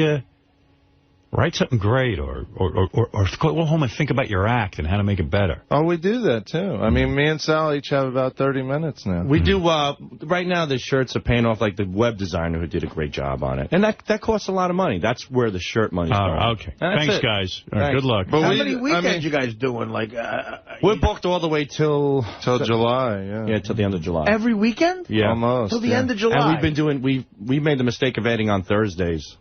So we just came off a 3-day weekend. And are you making some money? Yeah, we're making a couple of bucks. I would think so, if you're working that many hours. Well, that's the other thing.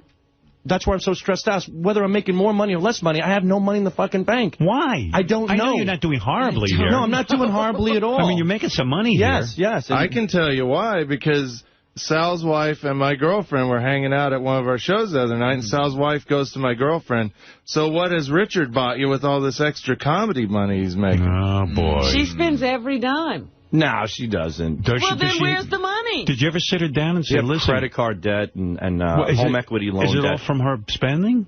No, I think it's a combination of both of our spending in the past. When I first moved over here from Wall Street, I was in a little debt from Wall Street, and then I came here, and my salary dropped substantially, and then we started using credit cards. So the credit card debt went up tremendously. So it's credit cards, and then we took out a home equity loan to pay off the credit cards. Then we got issued new credit cards. We kept going into that. But what are you buying? What is it you Who the fuck knows? What is she buying? Pocketbooks? Take every one of those fucking pocketbooks and burn them. What are you, don't crazy? burn them, sell them. Yeah. Get something for Take them down to Tradio and really sell. I want you to call Tradio. Items you need to sell. Yeah, I mean, you need Tradio. No wonder you like it. I should take out all the pocketbooks out of my wife's closet, take a picture for you guys. How many does she have? Oh, I would say at least 30, 40 purses. 40 purses? Yeah. She's the Imelda Marcos of pocketbooks. Yeah, she loves it. And you see that attitude? What is your man buying for you? What is he buying for you? What you're doing With is that trying extra money. You don't have any extra You're trying money. to get a cushion.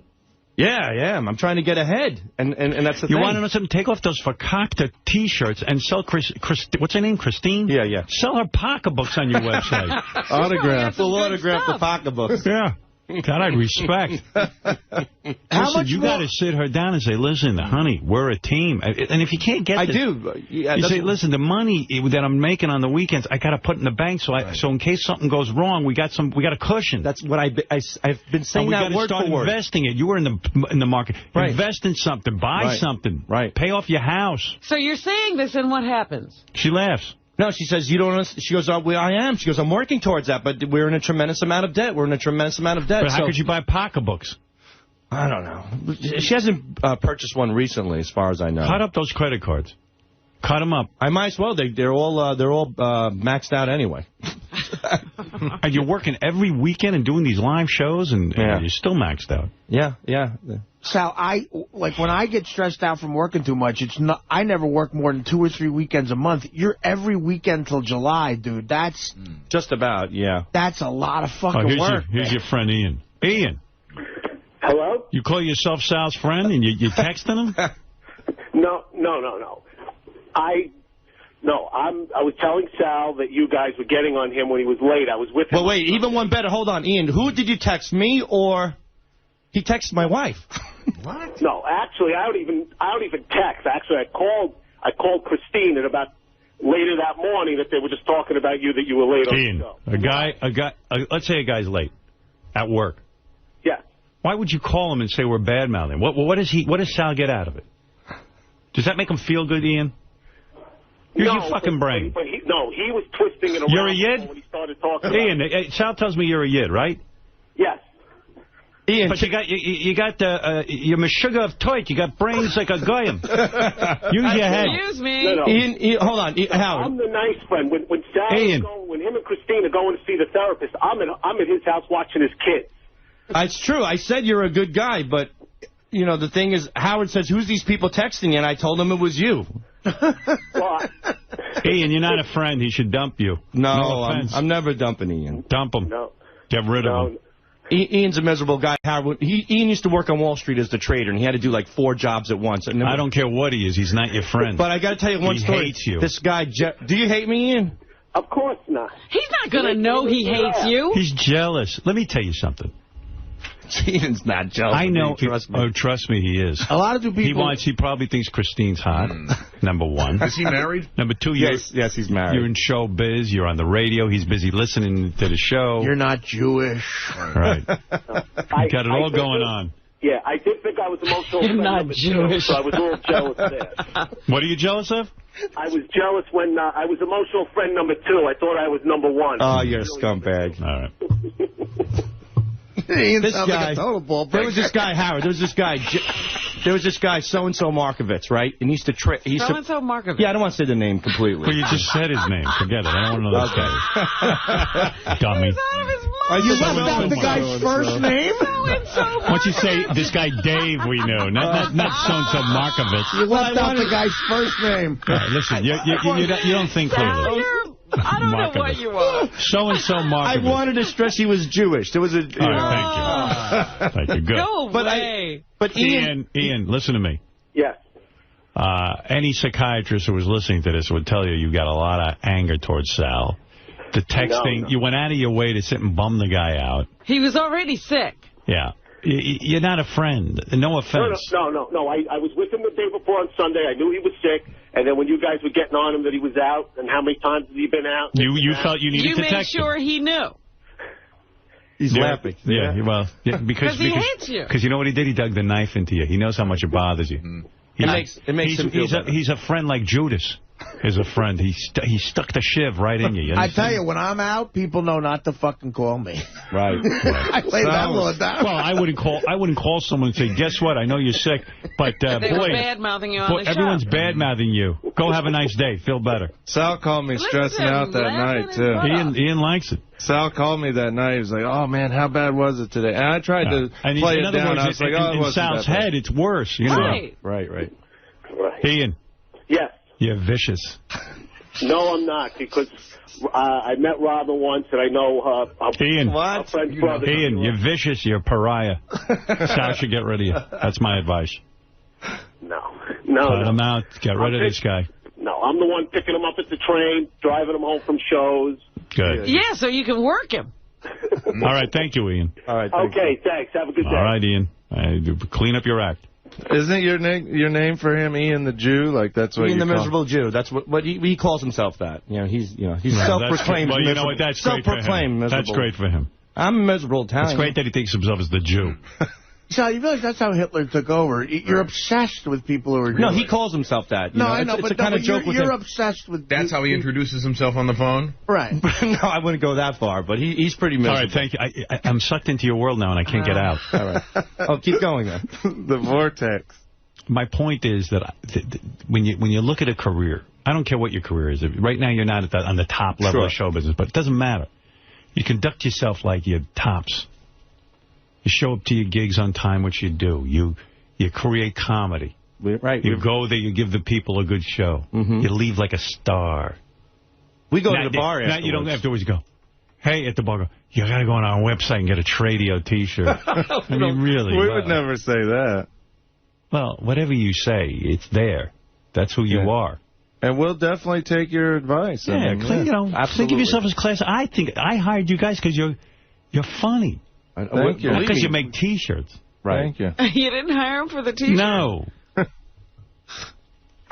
Yeah. I remember. Listen, you want to know something? I'm going to tell you something. The Jackie rap, I can hear it. It hurts sometimes to leave money on the table. Some guy said to me, well, if you're really ending your career, the 5 years you're at Satellite, let's really merchandise. Because you're going to end your career anyway. So am I going to go out on a low note? I'm going to say to my audience, hey, go to my website and buy every piece of shit I can think of. I got a sponge with the name Mark and Brian on it. You think I want to be that guy? Definitely not. I mean, shit, that's probably a lot of money. I could probably make a couple of bucks. Big bucks. Selling that. Everyone wants a Howard Stern sponge. I mean, but I don't want to be that. Johnny Carson could have sold a million things. All right, one time he went into those line of suits, and that even cheapened them.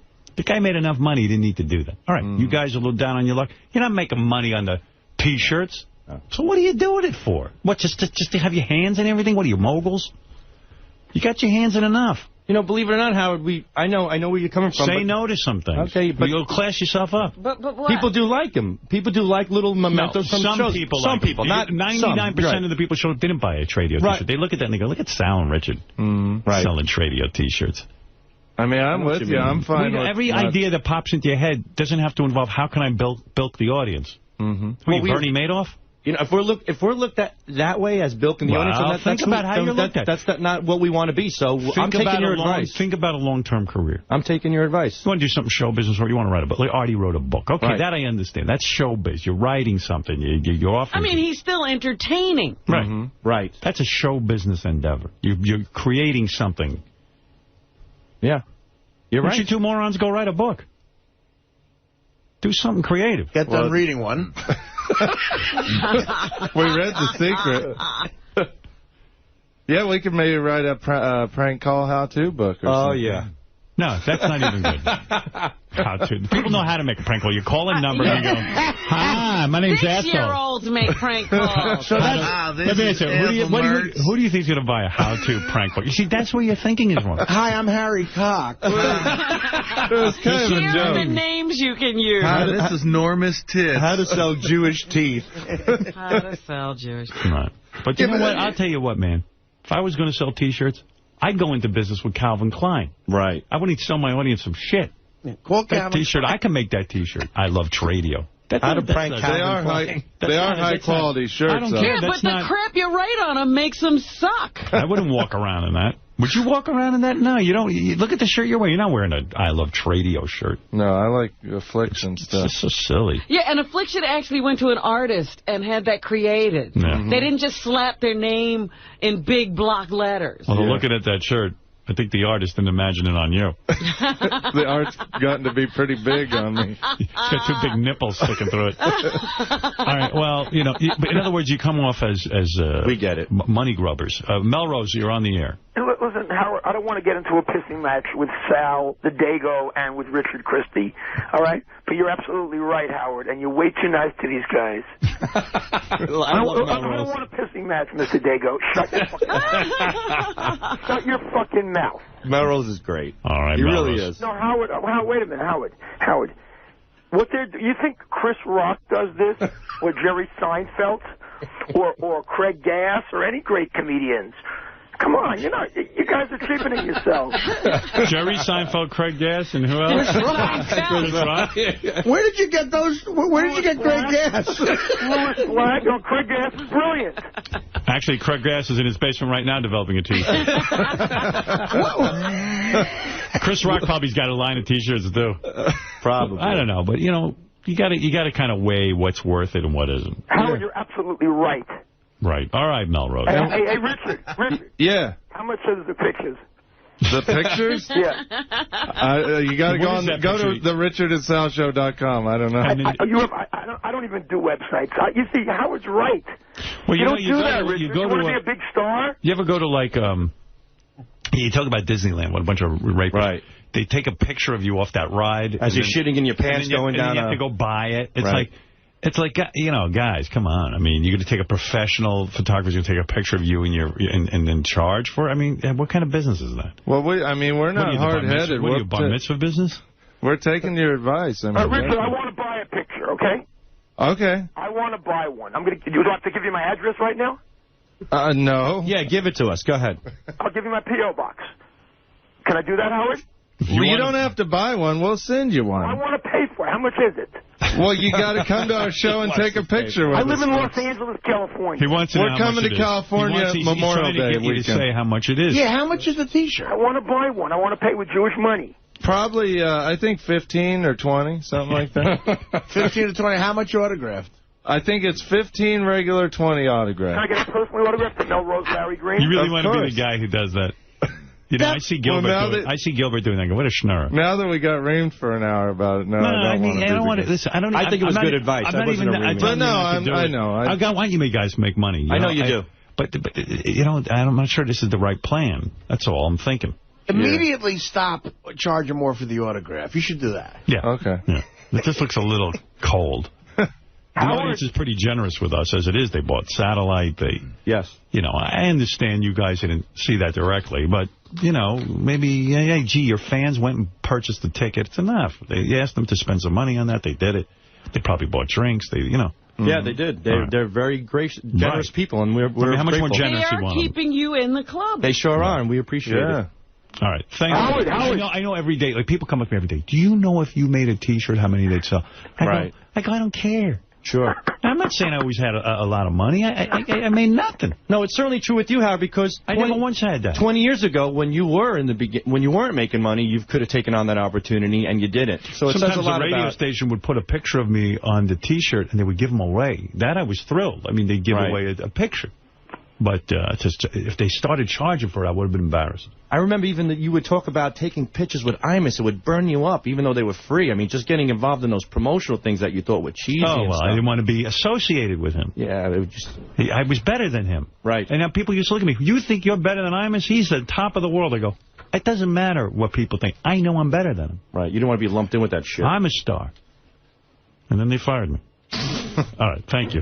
All right. Howard. Thank you. Melrose, please, I got to get out of this. I want to wish you and Dawn a good I don't know. I love when you do that.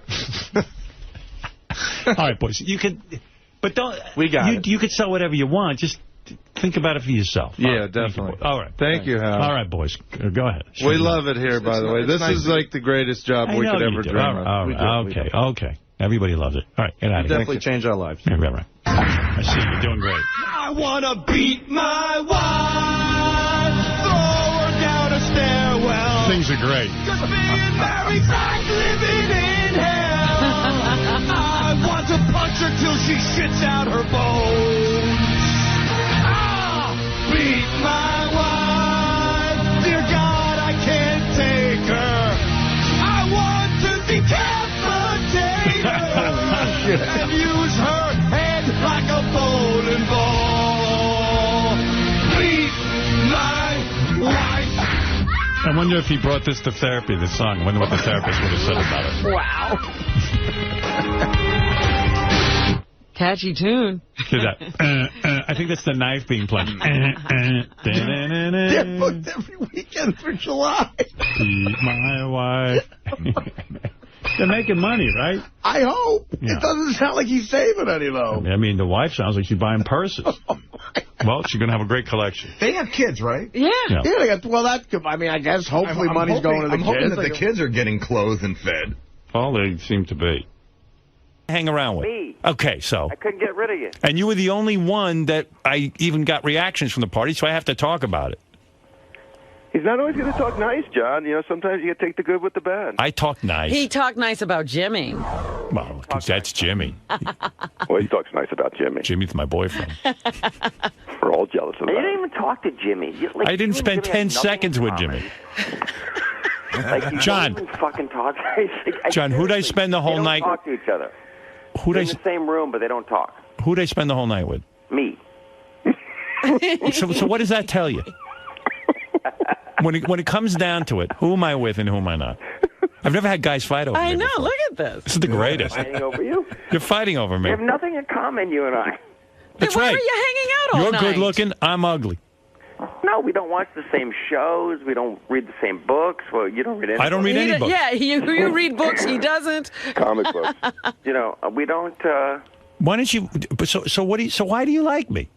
Because I've known you for 25 years. But why I guess do you two are just stuck with each other. All right, why don't you ask me the key question? What? Me, you, and Jimmy are in a boat. Okay. Who do you save? It starts sinking. Who do I save? That's the key question. Me. Of course. Jimmy's gone? Jimmy's dead. Jimmy's green. You know. No, I would actually kill He's John. puking on the side of one the boat. one less good-looking guy on the planet. Yeah, why are you saving John? That's right. That makes me that sends me up a notch. John, I love you. It's been the most fun phone call. I got up at 4:30 to talk to you guys. By the way, do you know what I pray for you? What? That you find love and you find peace in your life. I pray that I find love that Beth gets along with, so we can go. It's going to happen. Together. Oh, but, you know, as Fred says, he'll be so old by then. But that'll be nice. At least it'll be a real love. Well, you know, it is. You know, it is Come on, true. Guys. It's not going to be that. John does check I'll be with married her. in the next. Write this down. Go ahead. I'll be married in the next 3 or 4 years. Promise you. And it won't be Nikki? I don't think so. Wow. Ooh, Nikki's getting angry. She's mad at me right now. Well, I guess so. Why is she mad at you? Ralph, who's your favorite girl? Leah. She's here right now. Leah's there? Yeah. Oh, she's But another. John goes with Leah. He goes, I don't know. She's so young. I don't know. You know, it's just he has a great time with her. Marry Leah. Maybe. If you want to get married so bad. Leah didn't even get to come to the party. How come you didn't bring Leah to the party if she's the one? How do you get away with this? Has he been with Leah for a while? He was tortured over that, too, Howard, who he's going to bring to the party. Was he? Yeah. He was like, Oh, I've seen that anxiety before with him. What did he say to you? I don't remember exactly, but it was just, you know, I don't remember the exact words, but it was like, you know, he was just trying to figure out who he's going to bring. And he probably has a rotation in his mind, and the party sort of was in the middle of a rotation. No. Like, John has to get a beat on the party and then, like, figure it out. I brought Nikki because I know Beth and Howard like Nikki, and we spent time together. I like Leah, too. You've met Leah? Oh, yeah, I met them all. Oh, my. It's an endless parade of broads. He Not shows- really. I don't think John goes through that many. I mean, Oh, please. I show up on vacations with some country singer. That was weird. I mean, are you kidding? How'd she get into the mix? Well, and John didn't even like her. Every once in a while he throws one in. Our sense. What? I've never seen her since. As soon as he senses if we don't like someone, Oh, you guys get approval. Oh, yeah. Who was the singer? Who was this guy? John didn't like her so much. John had 5 massages in one day. Wow. He was hiding in his room. He brings a girl he doesn't even like. He can't stand. I said he had 5 massages. That's like, where is this guy? I go, did you see the girl? He goes, I don't want to be with her. I called to hiding things from out, her. I think I made things worse. I told you John's crazy. He's nuts. But he's got so many beautiful women. That's his problem. Right. So you're not going to be touring this summer? You're not going to do anything but find out why you can't love? I'm doing 5 weeks. His problem is, Howard, he should just not be married, yet he wants to be married. Because he comes from a great family and he wants No, you know what it is? He's a guy who wants everything. You got to either... He's a baby. He's a baby. Yeah. Baby. John, a big, good-looking baby. Well, wait, let's not beat up on John. Robin, I donated 2 dinners. know. You know. Stop it. Did you write John? Thank you. Did you write John a thank you note? I thanked him yesterday. No. 6 years later. That's tacky. Let's Stop it. Here we go. Let's not get on my case. John can't find love. Get on my case for that hour. Well, John's right. If he donates something to your charity, you should write a thank you. And I did thank him. John's absolutely right. I did too. No. Stop it. John's a charitable guy. He's amazing. In fact, Howard, a couple of weeks ago. I did 2 $10,000 lunches for her. I know, and I love you for it. Thank you. Why would you not write a note? I wrote him after you said something. Not even an email. Stop it! I did. No, he was upset because when I had lunch with him, he said, "Listen, not a big deal, but I did this thing for Robin." I know, but that was years ago. I thanked him. No, but it was a long time after that. I know. Howard, the guys in the back wrote this one for you. It's an F, marry, kill. Okay. It's John, Jimmy, and Ralph. I would kill Ralph. Of course. No, I have to. No, Ralph I love. So I have to. You marrying Ralph? I'm marrying Ralph. I'm not going to marry Ralph because he embarrasses me. Don't kill John because it'll kill John. I'm not killing John. I'm telling you, you got to kill Ralph. I'm gonna marry. Kill John. I'm gonna fuck John Stamos. Hard. Better than he's ever been fucked. There you go. You'll forget Nikki. Then Ralph, I got to kill you and marry Jimmy. Of course. Right. Of course. Although really I should be married to Ralph because I get along best with him. But he embarrasses you. But is it insulting? So what? Who doesn't embarrass me? But is it insulting to John that he isn't even discussed for the marriage? No, I couldn't be married to John. He can't commit. John can't commit. He's got a rolling eye. He can't love me. Bad time to bring up Ralph's deal at your house? Yeah. Listen to John trying to swing it around. Look, I love Ralph, but I'll tell you what. You can't live with him. Can't live with him. I can't even invite him over. I heard from Beth and I heard from Jimmy what Ralph did. Yeah, well, why don't we talk about stuff that you tell me, John, then? Go ahead. No, I'm just kidding. He didn't get specific. Yeah, well, Ralph's got a lot. Ralph's got a lot of growing up to do. Speaking of babies. There's a lot of mature men on the phone here. Yeah, speaking of babies. I know how to behave. I don't say weird things to people. All right. And hurt their feelings. All right. Yeah. Got a little drunk. Got a little crazy. Excuses. Yeah. John was drunk on moonshine. He didn't do anything wrong. Not talking about what you do when you get drunk, Robin. Who? What? All right. Well, what does Robin do? She's he's just be quiet, you. I love my Robin. I love Fred. Thank you. I think Fred's a genius. I mean, I watch. You don't have to say that, John. I like you no the matter way what. He works. John's other move is like when he goes like, the thing with Robin. He was so upset about that, but he goes, "It doesn't bother me. It doesn't bother me." But meanwhile, he tells Gary, he tells me, just like he can't stop talking about. Right. It doesn't bother him. So it does bother him. It so bothers him. You could say that. You could be all right with it. You can go, what, that's shitty. I lunch with these fucking people for $20,000. I know. Were they really fucking annoying? Yeah. Yes. Of course they were. I would pay $10,000. True, John had to stop fucking for 10 minutes to go to lunch with these people. That's right. It slowed him down. It's true. Think about what John did for you. He did an amazing thing. Like John... what? Would you have done it? No. No, of course not. Absolutely not.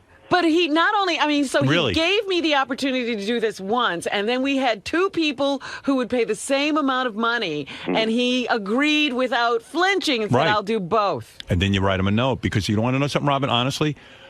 I would never have lunch with anybody. I was going to ask you for this latest thing that since you're not, you know, because I'm putting together auction lots, I was going to say, what can Howard do? I'll tell you what I can do. You could have lunch with someone. I won't do it. He lets you rattle on about these annoying charities every day. That's enough. No. He can have lunch.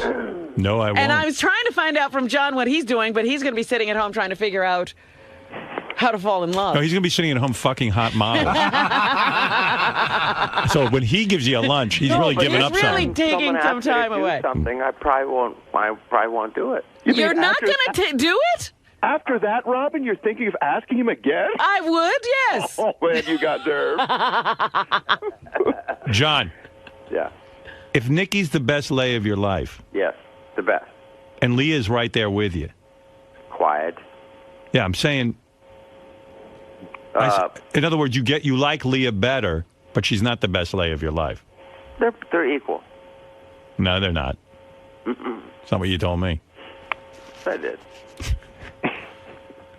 Are you in love with Leah? Yes. Oh. Are you in love with Nikki? You're going out with Nikki. Yes. What a life. I think he had to start up with Nikki because of the You hear this guy's life? It's unbelievable. I'd be doing a dance every morning if I was him. Wake up with a smile on your face every day. John once said to me, I'm so grateful to my life. I'm so happy. Like, don't think I'm like a bummer sitting around like a douchebag. Like, I couldn't be luckier and happier. when you wake up every morning, you look in the mirror and you go, oh, my God. Thank you. I didn't even wash my face yet, and I look great. Yeah. No, I don't do that. You never do that? No. I would do You're used to that face, huh? I would love... Leah, want to say hi to Howard? Yeah, let me talk to her. Oh, God, he's very brave. Let me talk to Leah. He wants to say hi to you. Hello? Leah. Hi. Ralph's on the phone, too. Hey, Leah. Who? Ralph and Howard. Oh, hi. Hey. I'm Robin. Hello. Hi there. Good morning. Leah, can't figure it out. John says he's in love with you. Mm-hmm. And then at the same point, he'll say, but I can't get married. I can't have, I can't be in a relationship. What's his problem? And why do you keep going back for more? I have no idea. Well, I mean, I know he's good looking, but he's putting you through the mill. He is making me work for it, isn't he? Yeah, he sure is. Oh, it's like the carrot on the stick. You really think you can get it, huh? No. Can't you seal the deal? Of course I can, eventually, if I want. If you want. So you're not sure? No, I'm not sure yet. Yeah, she's crazy, too. I think she has a boyfriend. What? You have a boyfriend? No, that's over. Oh, it is? But John is dating other girls, right? Yes. And does that drive you crazy? No. You're kidding. dating other people, too? Yes. Oh. Wow. See? So, like, you're not bummed out when he says, oh, yeah, this one's really good in bed, and then you don't care? No, we don't talk about that. Right. Well, he does. I'm sure he does. Yeah. If he asked you to marry him tomorrow, would you do it? If he proposes, you would not? Really? No. Why? He's too fucked up? What? He's too fucked up? No, he has to ask my father for permission. Yeah, but I mean, but let's say... But if he did that... Let's say he asked your father for permission, went through the right thing. Would you marry him? Yes, I think so. Yeah. I think we're both crazy. She's So Leah's you're perfect. super good looking, too, so she's got a lot of options. I know. You dating any other famous guys? No. Just rich guys. Rich guys? How many of your boyfriends have yachts? No ugly guys. What? You ever dated an ugly guy? Never. You don't know what Well, you're she missing. didn't think he was ugly. Right. I don't think they're ugly if I date them. I don't know. So what's the deal? What's going to be with you two? I don't know. You think it's going anywhere? I have no idea. That's okay. Day by day. Let it be. Is John the best lay you've ever had?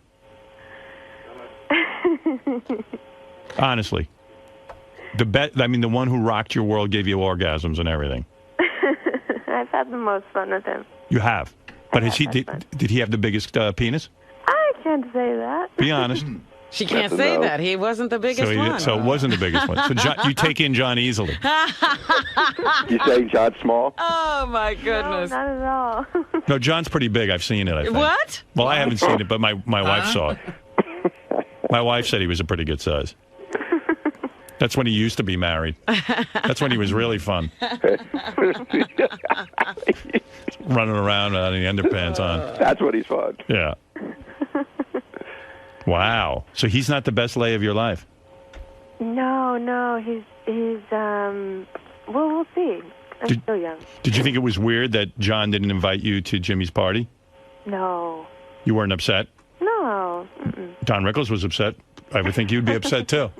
Because I have a good Hebrew name.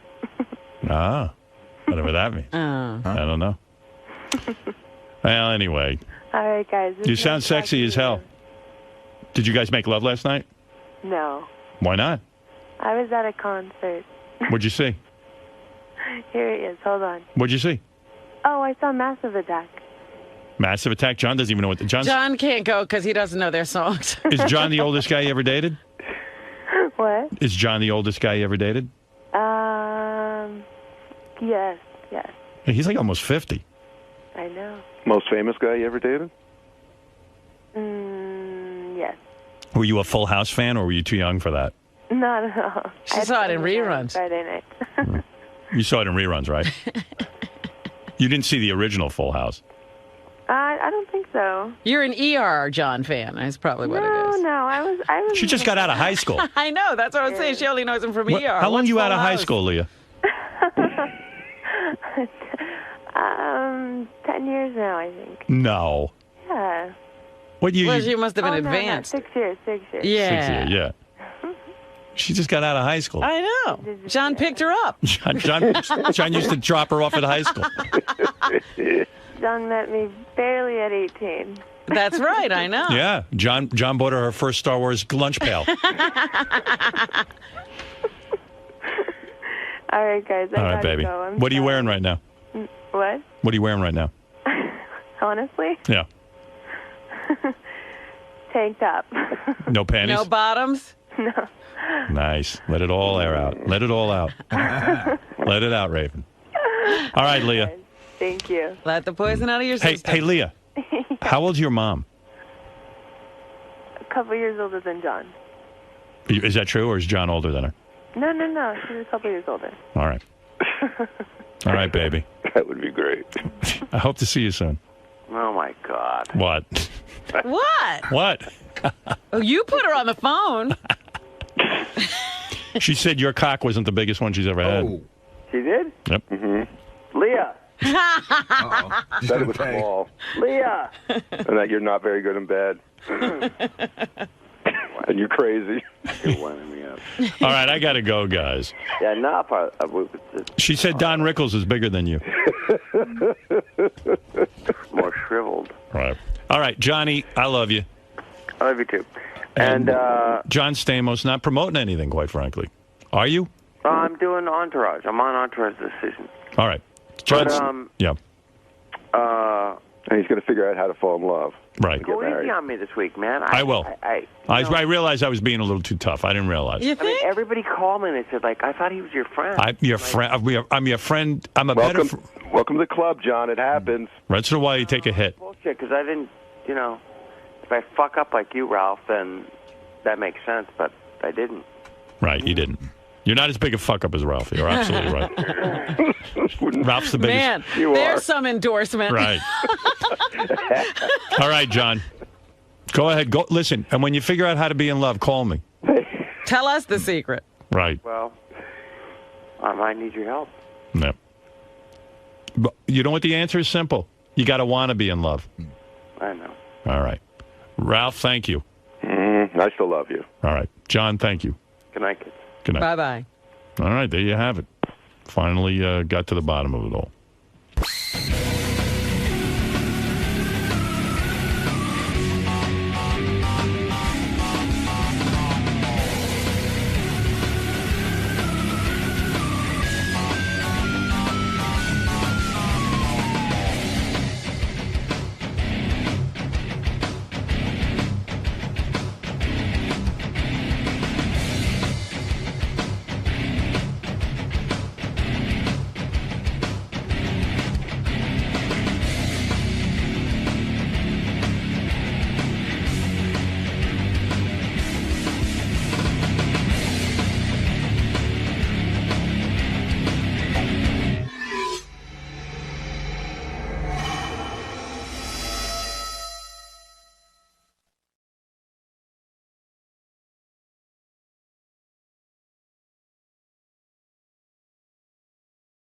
Howard?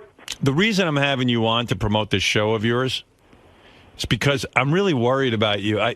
Gary told me you're over $100,000 now in developing this thing. Well, yeah, maybe with this one we're doing right now, but I'll get some of it back. No, you won't. I will, but Howard, well, you go first, and then I can explain why I'm doing it. I mean, and it's all. No, I read your explanation. No. That was the backstory. You don't have to. Vinny wrote a play. Vinny wrote a play based on death. Vinny had a bunch of deaths in his family, and so Vinny got very moved by death and wanting to, is there an afterlife and all those kind of questions. So he wrote a play called Afterlife. Hereafter. Sorry. Which is also the name of Clint Eastwood's new movie coming out in a few months. Yeah, I think that'll do well. I think that Hereafter. Now, if you put $100,000 into Clint Eastwood's new movie. It's amazing, Howard. I can't believe it. Because Eastwood and Spielberg team up to do a movie about a psychic called Hereafter. By the way, did you own the name Hereafter? You can't, you can't own a name. That's the problem. I could do something called The Godfather if I wanted. There's nothing you could do about it. I probably will end up changing the name, especially if that movie becomes big, which is a bummer because I've invested so much time and money in the logo. I'm so proud of our logo. I think it's very clever, and they might have the same idea. And then that's what I mean. Vinny's putting tons of money into logos. He's developing logos and all this stuff. My dad used to see. Vinny needed to be raised by my father. My father used to go nuts. He meet guys who have like a business card and they have like no real business. He goes, business card. First have a business. These guys are making a business card. These guys have made a dime. And I'm like, yeah, like all the accoutrements of like, a business, but the business. Vinny's got Hereafter card. Vinny has a Hereafter. Vinny sent me, I said to Vin, let me hear some of the music from the show. He sends me a packet, but like not just the music. T-shirts, merchandising, various logo things, key rings. And I'm like... Key rings? Yeah, I mean, not key rings, but might as well. A bit like, coasters. Cups, coasters. Hereafter magnet, refrigerator magnet. Every time you go to eat. And I'm just like, I love Vin. I love this guy. He's a sweetheart. And, Vinny doesn't make a ton of dough. He's a network liaison to Letterman. He makes a good living, don't get me wrong. But he's got, his wife would probably love a new coat. You know what I mean? Her coat is in the play? Yeah. The depression area, you're right. And I don't know, it's like... No, she has been amazing. The sacrifice that she and my son have made really has been very noble and has made me rethink it sometimes. Am I going too far? And then meanwhile, even like you talk about that, and then he invests all this money in the name Hereafter, and then he says, oh, yeah, well, anybody can take it. Now Clint Eastwood's going to have a movie. Right. They're filming it. They're almost done. It comes out at Christmas. And by the way, that's not even accurate. I mean, so why don't you call your play Avatar 2? I mean... Full House. I guarantee you they'll sue your ass off. It depends on what the movie's about. You just can't copyright a title. I mean, that's what I've been told. What am I going to sue Clint Eastwood? You can't do my musical that no one's heard of? I mean, at least mine has songs in it. At least say he stole your idea. Yeah. So Vinny, I don't know, at some point started putting his own money into this. And, I get it. People put money into hobbies and photography or whatever you're into, music. But this is already a nonsense. Yeah, you buy chess books and stuff. Right, sure. And, chess book costs $5, sometimes $15. Vinny's taking $100,000, over $100,000. Well, it's the genre I'm working in. If I had just written a dramatic play, no big deal. You sit around a table with a cup of coffee and you read it. It's a freaking musical. It's got 10 people. You have to teach people how to sing the song, and then you have But don't you teach them once somebody buys the play? No, because they're not going to buy the play based on the idea. They have to see it performed, even if it's a very small production. You have to showcase. All right, so where are we at with this thing? I mean, what are we doing here? Well, this Saturday, we're having a concert version of the musical. So what we're doing is Christine Johnson from WCBS is going to host it for the evening. She's going to fill in the blanks. We're going to perform. Did you have to pay her? We haven't had that conversation. See, she said yes so quickly. I'm going to pay her whatever I don't think she's going to ask for money. I don't know. It's an awkward question, actually. Thanks for bringing that up. Oh, man. The problem is, I don't pay, like any one person, a lot of money, but there's a lot of people involved who are each getting, like, a couple of $100 every time we do something, and it adds up. Yeah, how many characters in this thing? There's 4 living, 4 dead, and then there's 9. 9 people you got to pay. 9 people, yeah. You want to hear some of the music? Yes, I do. Well, first of all, Vinny's going to host a concert of music from his show Hereafter, which coincidentally is the name of the new Clint Eastwood movie. That's why we call it Hereafter the Musical, or Hereafter Musical. All right. Tickets available online. You're kidding. Musical. Tickets are still available? Yeah, shockingly, we're almost sold out. At the door and at hereaftermusical.com. And like Vinny goes, well, I'll recoup some money because tickets cost a little bit of money, and I'll probably make... How much money will you probably make on this if it sells out? If we sell out, and I don't know that we're going to sell out, we the potential to gross $10,000. But didn't it cost you $14,000?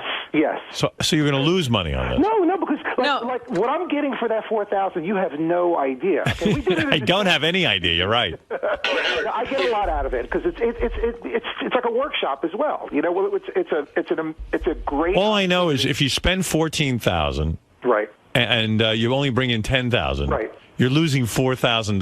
No, this is not being done to nuts. raise money at this point. This is free development. Yeah. Don't forget, that number is if he sells out. Correct. Well, there's merchandise. People might buy some magnets and CDs. You got to see my little table set up. That means he spent money on merchandise. Right, magnets and CDs. Why are you merchandising a play that's not even out in a theater? You understand? To me, I'm just visualizing it. I know it sounds hokey, but I'm so proud of what we've done so far. I really made it for just like friends and family. Does Letterman ever talk to you about? Does he know you're doing this? I have no idea. I don't. I mean, the people that I work with there are aware of. When's the last time you actually had a conversation with Letterman himself? I think when we did your history of Howard Stern stuff, we were together when he did his piece for your. So you never even really speak to Letterman. I speak to him every day through his producers, through his assistant. You know, he's. Right. Did you hear what he just said? Yeah. He speaks to him every day through. Well, so wait, he doesn't speak to him. He speaks to his assistants. First of all, there's so many layers between Dave and I. He doesn't have to talk to me on a regular basis. He talks to me through the executive producers, Rob Burnett, Barbara Gaines. Right. Then say you talk to Letterman once in a while. So have you? I'm not going to lie and say we talk every day. No. Have you made it clear to his producers and stuff like Rob Burnett that you're involved in this? Oh, they know, absolutely. Does Dave think you're nuts? Probably. No wonder Dave doesn't want to meet with Vinny. Dave's I'm probably gonna like, have listen. to hear about that play. Yeah, you shield me from this individual. You know. By the way, I speak to President Obama through my radio. I don't know how many people know this, so I relate to what Vinny's saying. Dave can hear Vinny through the producers. Hey, Dave, if you're listening now, that's what I'm doing. Rob, you mind telling Dave what I'm thinking? Oh, sure, Vinny, no problem. Let me see. Let's see. Vinny, why do I have direct contact with you if Dave doesn't? I was going to say, why are we promoting it? Let Letterman. You need to up your standards. All I know is I'm in email contact with Vinny. It's amazing the way we get in touch with each other. I'm shocked. Yeah. Oh, John Stamos is on the phone. He says that... Oh, John broke my heart, man. I wish he sang for me. Has Vinny been bugging John about this? Yeah. Vinny bugged John to sing in the John, tell him musical. what you said, John, if you're listening. Wait, hold on. I'll get him on. Hey, John. John. Hi. Hey. Hey, John, wake up. Yeah, exactly. Yeah, what did I say, Vin? I don't know. Wait. I sent you talk to me, and maybe you were just being kind. You said, Vinny, I can't sing this song. This guy's too good. That's the truth. I'm not a singer. Yeah, I don't understand. I We're just on Broadway. our jam the other night. Well, I'm not writers. Let's get together. John's no singer. Vinny's no writer. It sounds like a hit. It's a recipe for a hit. Howard, he's in the middle of a Broadway show. He's starting to Bye Bye Birdie on Broadway, not in a high school. And I sent him the song. He goes, Vinny. You know, I'm doing 8 shows a week. No, I understand why you couldn't do it at the time, but I really wish you would sing that song. I think you'd be fantastic on it. All right, let me hear some of this music. Well, maybe you'll listen to the song, John, and be inspired. Yeah. Let's hear it. Hey, John, try to perk up. Yeah, really, Gee. I mean, we know you're laid back. You're sucking the life out of Hereafter. Sounds like John died. Like your play, Vinny. All right, here we go.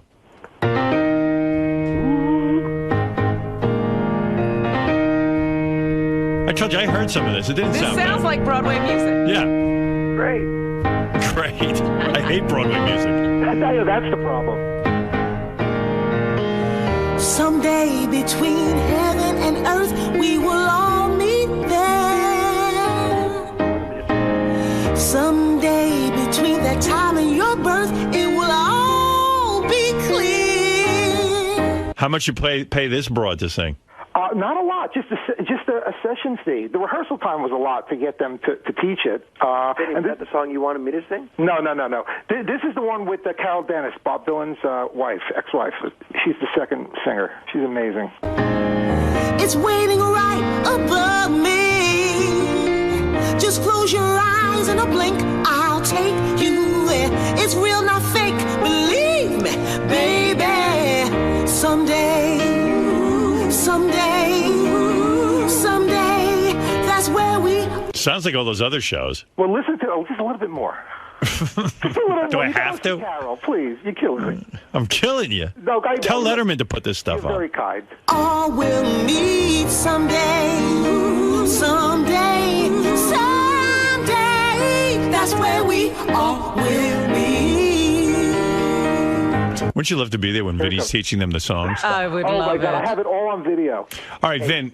Wait, play the next part. Oh. Yes, John. The guy offers me a spot on Letterman if I sing it. That's not John. John, is that true? Come on. You want to see There's no quid pro quo here. Well, all right. Anyway, Vinny has written a play. And he has. It's a musical. Tickets are available at hereaftermusical.com. Vinny. And that's here with H-E-R-E. Yeah, Vinny had that's important to know. No, well, please. And Vinny has pumped about $100,000 of his own money into this thing. And hopefully Clint Eastwood will show up for it. And he'll get confused and show up at the play. Let me ask you something, Vinny. Is that the big song? No, it's the big uplifting song. I'd say there's maybe 4 other. What is the big song? My song. The big song is actually, John's song. Play the John song. Talk to me. That would be great. Talk to me? Talk to me. I have Goodbye, Lost, Hereafter, Life and Death, 19. I don't have that one. Okay. You know, if you play Life and Death, it's the opening number, and Letterman's guy, Alan Coulter, does the opening voice. Beautiful job.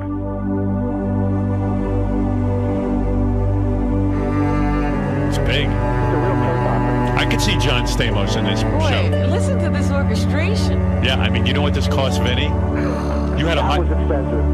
Yeah, you had to hire a full orchestra, right? This is a lot, yeah. That was wow. I wanted to fully realize the potential. Wow. I'm never doing it. What did you say, John? I said I'm never doing another play as long as I live. Why? God, you're killing me. John wasn't happy doing Bye Bye Birdie. He was fantastic. He was great, but he wasn't happy. Why are you not happy in Bye Bye Birdie? John's never happy at anything, I don't think. He seems like a sad guy. Hey, Vinny, you let us do the jokes, and you write the music. Oh, look at you. Now you're part of the joke.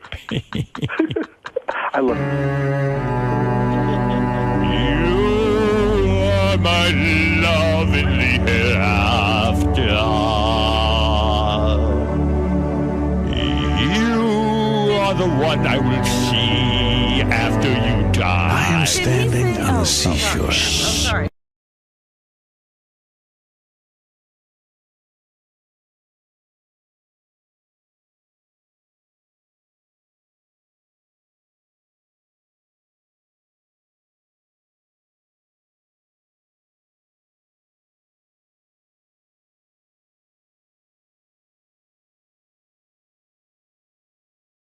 Hey, Van. It's a tambourine man. Hey, I love the music, and thank you, John. It's impossible to get a show on Broadway. You know that. Oh, you know, this is already a success. The fact that we could do it at the Randy School is amazing.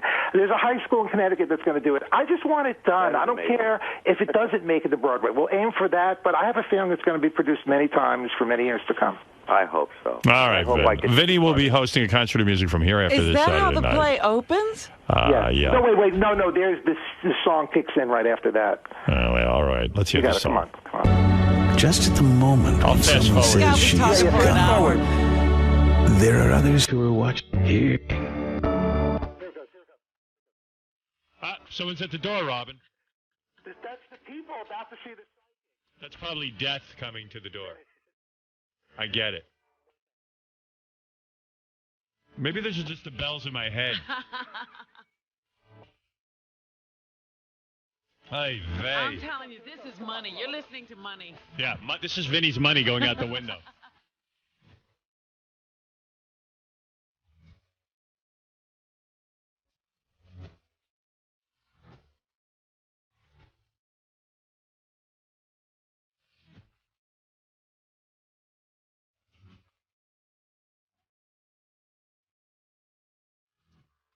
Do you think the actors are like, this fucking idiot over in Jersey is going to pay us a couple of $100 to go in a studio and record? Right. They must be like, hey, yeah, you know, like, I'm not doing anything. I'm going to go over. He's just going to give us a couple of $100. Fuck it. What are you doing tonight? Oh, there's a guy over in Jersey who thinks he's written a musical. Yeah, there's some asshole. We're going over his house. He could have bought his wife and kids a coat, but he's going to give it to us. I wonder if the singers felt guilty taking the money. No, they do this all the time. Amazing. And I have to give a shout out to my partner, Frankie, who has really made this thing as good. What do? You like write a check to him, or you just hand him a couple of bucks? Like you got the household account? Actually, it's a very awkward move when it does involve cash because you're kind of slipping it into their hand, like, you know, you just had an hour with them. Mr. Favali, we don't mean to be rude, but we would like to get paid first before we wait. And in cash. Because we've been with people like you, and then they don't pay us. Yeah, some people for years have got nothing who just did it just based on their belief in me and the project. We were in a guy's barn in Westchester, and we recorded for 3 hours, and then he refused to pay us.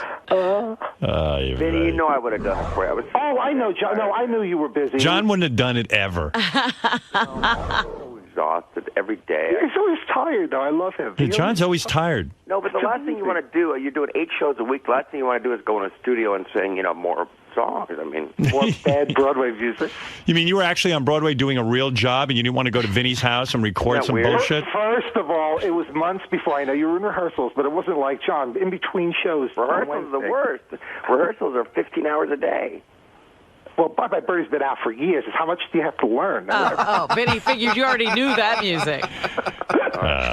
John, you were great in that, by the way. That was incredible. My friend. And I was so happy to have you and your family, and your son is so delightful. You're so nice to everyone. All right, you two lovebirds. That's a love fest. All right, let me see. Wait, I want to keep John on, and I want to unload Vinny. Yeah. All right, no. I will gladly hop off. Howard. Wait, let me see if I can keep you both on. Hold on, 1 second. No, we don't need Vinny. I'll get rid of him. 1 second. 1 second. Wait, hold on. Trust me, John. You need me. You trust me? No, I love Vinny, but he wasn't at the party. We got to talk about the party. Oh, you know what I saw yesterday? Jerry O'Connell. Oh, Jesus, Vinny. What a faux pas. Oh, I'm sorry. You were married to him. No, I mean, you were married to him, right. He's such a sweet guy. John, is that cool for him to say? No, why? I saw him at the party. He's on our new show. John was married to a woman for years. Jerry married her. And then the first thing and you say you hear John and you go, oh, I just saw Jerry. How do you think the guy feels? Listen, John is a great guy. I think John knows he's divorced by now. No, he doesn't. Oh, really? Oh, shit, I didn't know that. You know what? I'm so sorry. John, I'm sorry. No, I mean, like, why would you say, oh, guess what? I saw Jerry O'Connell. You know, it blurted out. I became a listener for a second. I was like, oh, shit, I know that guy. I saw him. Yeah, but John doesn't like Jerry O'Connell. I mean, he doesn't dislike him, but he just doesn't... I've never heard John say a negative thing. You guys have talked... Well, you don't hang around with John. I have no issues, Jerry. I know him for years. Oh, in fact, John feels sorry for Jerry. Oh, stop it. Yes. Oh, my God. Well, no, but in all seriousness... What's the word sloppy seconds? Is that... no, come on. See? Oh, my God. Yeah, you've been there, done that, huh, Johnny? Yes, sir. Yep. Vin, wait, some people want to comment on your music. Well, that should be fun. Reviews are in. The reviews are in. Bill, go ahead and roam. Howard, that's got to be the 2 worst songs I ever heard in my freaking life. What have you written, Rick? Hey, listen, I got an idea, Howard, for a bet. Are you still there? Yeah. Okay, listen, my son's band's better than Scott's son's band. You got to get like a... that's a whole different topic. Forget it. We're Doug, go ahead. We're jumping topics. Doug, go ahead. Doug, you there in Spring Lake? Yeah, holy shit, I can't believe I'm on 143, Howard, to you and Robin and everybody there. Hey, is Vinny maintaining those lyrics? That guy was talking over that song. Is he maintaining that those lyrics are original? No, they're not. No, I credit on the video. That was it's a beautiful old poem from the 1800s. Yeah, it sounds like the beginning of that Moody Blues song, remember? Breathe deep. Breathe deep. But I did not write that. All right. Lest anyone think otherwise. All right, let's go to Joe for the final review, and then I got to talk to John and get rid of Vinny. Go ahead, Joe. Hey, Howard, I think this is going to be actually a hit. I mean, I like the music, and I'm a total straight guy. I feel like sucking a cock right now. That's a good sign. How did he get away with $100,000? How did he get away with his wife? She's an amazing woman. She really is. I'm so lucky to be married to her. Will she be at the big show? She'll absolutely be there. Very, very proud. The show, look, a lot of the show... She'll be weeping into a napkin, Robin. Silently. Can I come to the show? Sure. Okay. All right, and finally, Jim. Jim, go ahead. Get a woman. Hey, Vinny. Yeah. To make you feel good, your music makes me want to die. Oh, that's good. That's a good sign, actually, because it's about the afterlife. So if you want to die, that's good. Did you just write that joke? Howard, put a woman on. It's a woman's show. All right. Well, I got John on. He's as We pretty only as a heard woman. 10 seconds of it. He's as good looking as any woman I know. Right, Robin, what do you think? I think it sounds like a musical. I like it. I do. Hey.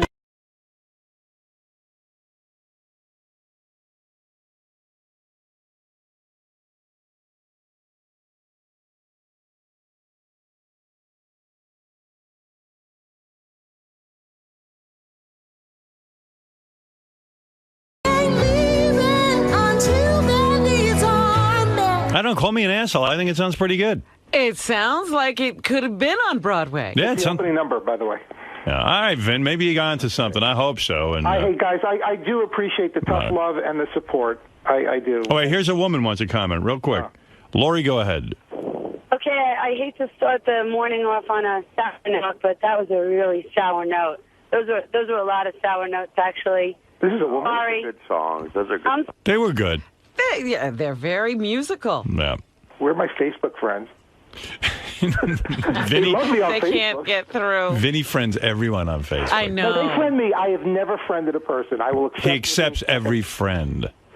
All right, Vin. Listen, good luck with the show. Guys, thank you very much. If you go to hereaftermusicals.com, you'll get more information. H-E-R-E.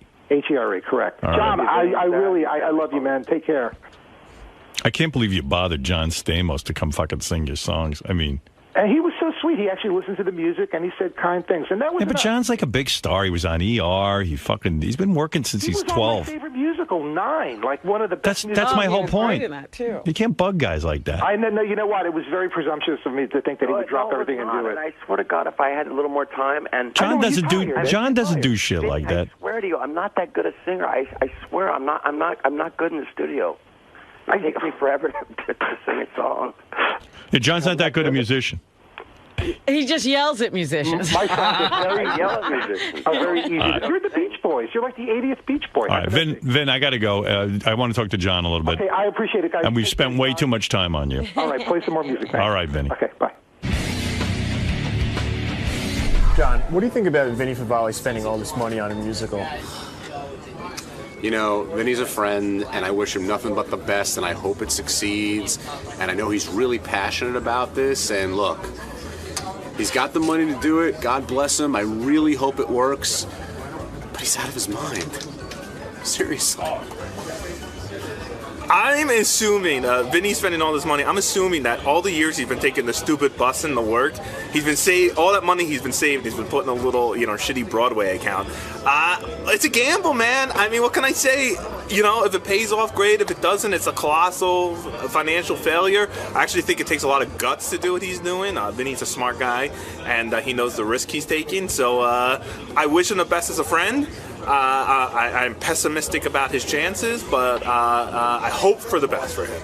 And I hope for the best, most importantly, for his kids who will need money one day. I hope he's not blowing everything. Please, Favale Jr. is out there. Need a little nest egg, okay, Vin? Don't blow it all. Thank you. Come on, man. $100,000. Put your kids through college or something. Don't waste it on that garbage. No, the truth is, he's not an expert in that field. It's not going to happen. I mean, Vinny, if he had $100,000, he should buy a gym with it, get a nutritionist, do something, get in shape. I admire him for pursuing his dreams, but let's be frank. Do you think Vinny Favale is going to be successful in a musical? He's lucky he could fit his fat ass in a chair to watch the goddamn thing. There's no way. It's an expensive hobby. That's how I would look at it. I don't think I don't think you should have the expectation that it's going to go anywhere. But I can't really fault the guy for investing in something he really believes in. If he's got the money to blow on it, fine. I mean, if he was poor, if he was taking out all kinds of loans and he was mortgaging his house to pay for this, I'd say, get a life, dude. But, I mean, if he can afford it, I really don't have that much of a problem with it. I mean, I think it's really gay. Musicals in general are just awful, but... Hey, man, I don't know. To each his own. I know Jason likes to stick his cock between his legs and dance around his house naked, so I don't really judge him for that, Even if he sells out, He spent $14,000. If he sells it out, he's only going to get $10,000 back. There's something wrong with that equation, isn't there? There is. Yeah. I mean, I love the guy. I love hanging out with him. He's a great guy and shit. But so you think he's making I think he lost his fucking mind, to be honest with you. He's so wrapped up in this thing that he doesn't care. He's throwing all... Maybe his accountant told him that you got to get rid of some of your money or something. I don't know, man. Maybe he got a ton of money stacked away, you know? And the guy told him, listen, you got to start spending or Uncle Sam's going to take it. That's the only thing I can figure. Steve, so I hear you've been following Vinny and his musical. Is there any more information that we're missing? We've done a lot of reporting on Vinny's project. We've been to rehearsals. We've interviewed the family of a young man who died in a tragic car wreck in Jersey a couple of years ago. A story that really inspired Vinny to come up with this incredible creation. I think, and I'm no Broadway expert at all, I'm just somebody who hears his project, has heard his music, and I think it's tremendous what he is doing. I think it's amazing.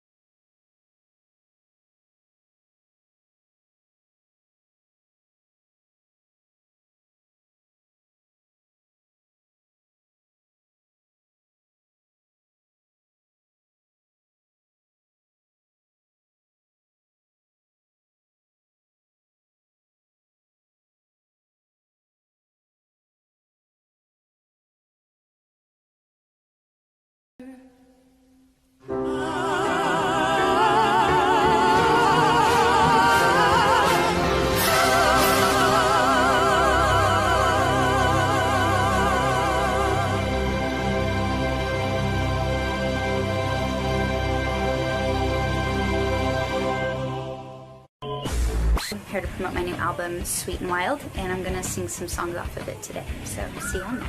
So, Jewel, this is your first time on the Howard Stern Show, right? This is my first time on the Howard Stern What are you expecting? Just Howard to be Howard, I guess, and me to be me. Are you nervous at all? Nah. Excited to be here? Gosh, I have Howard to thank for 10 years of shock jocks grilling me over the last 10 years, so at least I'm going to be with the real McCoy this time. Finally. Yeah. Here with Jewel, Robin. I don't know if you've noticed. I did notice. And, Hi there. How are you? Good. Hey, Jewel. Hi. Did you cut your hair? Long time no see. I did. It's short. Yeah, we haven't seen. We did the Tonight Show with Jay Leno. We did. How many years ago? That was a good long time ago. It was the release of your movie, so what year was that? Yeah, and I tried to take you out with me to watch it. Yeah. I thought your mom killed it or something, or your publicist. No, I killed it. You did? What Yeah. happened that night? I thought you were going to come. I just don't go out. I'm not a real... I'm just don't- kind of stay at home and write kind of person. I don't go out either. That was my one big night out. You should have. It was your red carpet. Yeah, It's I wanted you appropriate. to come. That would have been fun. Yeah, it would have been fun. Yeah. I didn't know what you were like, so I wasn't real sure. Yeah. I could be a real asshole. Maybe it was a good call. maybe you were right. All those little instincts of growing up singing in bars has paid me well. I always tell everyone that story. I do where too. We were on, it was you, me, Yeah. Leno, of course, and James Carville. Yeah. And I don't even know what went down. You and I were talking. I guess it was after the taping. We were all walking. And We were Carville, just backstage, yeah. and you just turned to Carville. And I thought it was the great... you just turned to Carville and you went, would you just stop staring at my tits? And I didn't even know he was staring at your tits. Well, we were all three there talking, and you were talking to me. It's funny because you'd expect you to be the lech and the, Yeah. the gross person, but you weren't. You were just very nice and intelligent and looking me in my eyes and talking to me. And Right. I wasn't wearing anything revealing. I was just wearing a long sleeve T-shirt, I think. Right. And Carvel was just burning a hole in my chest. And I was talking to you. It was so distracting because it was just so obvious. And so I finally looked at him and I was like, I know they're big, but you don't got to stare. Yeah. Wow. Shocked, yeah. Yeah, well, after you split, because I said to you, oh, you should come watch. We were going to go around and jump around to different theaters, and it was really exciting night. Yeah. And I thought it would be fun to just, get to know each other. And Carville turns to me, he goes, oh, my God. He goes, I swear to you, I was not staring at her boobs.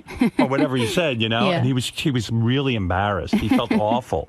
But I was, so glad that you yelled at him and not me, I really wasn't staring at your tits. No, you really weren't. No, I'm a gentleman. No, you really are. Yeah, I should have been, I guess. I'm not a real tit. I'm not a tit guy. That's why you just don't talk about them ever on your show. Yeah. But I will. I'm fascinated and everything, but I'm really not. I don't care about breasts. Yeah.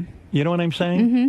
You had, to me, it sounds like the most, I don't know, dire or heartbreaking childhood. Like, it was really kind of Oh, gosh, rough. there's way worse, but, But yours was pretty bad. I don't know. It was great in a lot of ways, too. I was raised on a ranch, which I think is great. I think being outdoors is really healing. And my dad was a musician, so there was, there's great things I learned. But your parents split up when you were 8. Yeah, and then my dad and I became an act, and we started touring bars. I've been having... I remember, when I was 8, a drunk would press a diamond to my hand, and he'd close my little fingers around it and go, call me when you're 16. Oh, jeez. Wasn't there... I like the discerning age of 16. Yeah. Like, you'll be real grown up by then. You'll be ready for me then. But wasn't it like your dad split and I thought you didn't talk to your dad for a really long time? Like you had nothing to do My with him? mom split, actually, and Oh, my she dad left. took us, and I think it was pretty hard on him. We moved around a lot. Was he in love with your mom and she just took off? I don't know. I think they fought a lot. You heard a lot of fighting growing up? Yeah, they definitely fought a lot. Did it What are you, scare Barbara you? Walters over here? Listen to him. No, but did it scare? Did it scare? I don't mean to The blame you. fighting didn't scare me, no. Except you notice tension, certainly. After the divorce, I think it got a lot harder. I was suddenly, the single dad. He didn't really know how to... I mean, at least he stepped up. But and took us. he stepped up and Yeah. took you because a lot of dads would have just sent you off to the local orphanage and say, I Yeah. can't handle this whole thing. Yeah, he stepped up. We moved behind my uncle's machine shop first. I slept in a coat closet, was my little room, and my brother slept in the water heater closet. Is your brother older? I have 2 brothers, one older and one younger. Was it rough on them? Probably rougher on you because how many dads know what to do with a daughter? It was hard. Our relationship was definitely the most difficult. I moved out when I was 15 on my own. And you say your dad was a musician, but he was really poor, right? Because when you grew up, didn't you have to go down to a river and bathe? Yeah, we were raised on a ranch where it was really remote in the mountains and there wasn't electricity out there. We had a creek for water and we had a garden, a potato field, and we only could eat what we lived off of.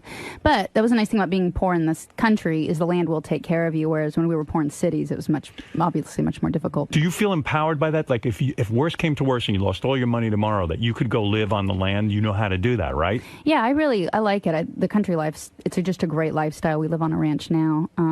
I think for me, like, it's funny, I was homeless when I got discovered, and I had a bidding war after me. Every label wanted to sign me, and I didn't. It was funny. I felt so empowered by being homeless. You wouldn't think it would be that way. You'd think I'd be desperate to sign any deal. But I felt like, you know what, if I can make it through this, I'm not going to sign anything that isn't good for me because I'm fine, you know, and I found it more empowering than anything. So poverty does, are you one of those people that's ultra, like you've got money now, but are you ultra cheap? Do you hold on to every penny, like because it's so precious to you and you have fears of going back to that life? Or are you kind of like, I don't care, because if I go back to that life, I know how to live it. I don't want to go back to that life. I mean, being able to get on a plane whenever you want, you know, it's those things that still really thrill me. I'm still thankful for the fact that I can buy medication when I need. You know, like I had sick kidneys when I was homeless, and I almost died in the parking lot of a hospital, an emergency room, because they wouldn't see me. Wow. I almost died of blood poisoning. And so, like, for me, still being able to, like, if I'm sick, getting whatever drugs you need or getting on a plane to go see somebody, those things are... It relieves a lot of stress, and I'm glad I don't have to worry. What do you mean you had bad kidneys? Did you suffer from kidney disease, or you just had... No, I just had chronic kidney infections, and because I was poor and didn't have insurance, I never really could treat them. And so I would just try and get better on my own using like cranberry or something that really doesn't work. And I would let these infections go basically because I couldn't afford to get treatment. And so when you're growing up and like you can't even like shower or anything, for a girl that's kind of rough. I mean, like could you go weeks without bathing? No, I bathed. I took sponge baths. I would just heat up water we had a coal stove, and we'd just heat up water, and I'd take sponge baths. We had a sauna that we could use. We had like a coal burning sauna on the ranch, and then I would just go to school early. We hitchhiked to school. Everybody in Alaska, a lot of the kids would hitchhike. So, did you have a lot of anger in you because your mother left? Were you one of those? Are you in therapy? Did you ever do therapy? No. Writing for me though, like, I really believe writing can be therapy. Like, I worked very hard to figure out how do you learn to be happy. I think some people are taught how to be happy because they're raised in happy households. For me, I had to learn how to be happy because, you know. Did you question all the time where you would like saying to your dad, where is my mother? I want my mother. Everyone wants a mother. I didn't. I don't think I really pieced it all together till years later. Did your dad have to teach you girl stuff like how to use a tampon and stuff like that? Like, who takes care of that? No, heck, you just figured that out on your own. You figured out tampons on your own? No kidding. Who taught you, Howard? What, a tampon? I use a man-pon, and no one taught me that. You know why I say that?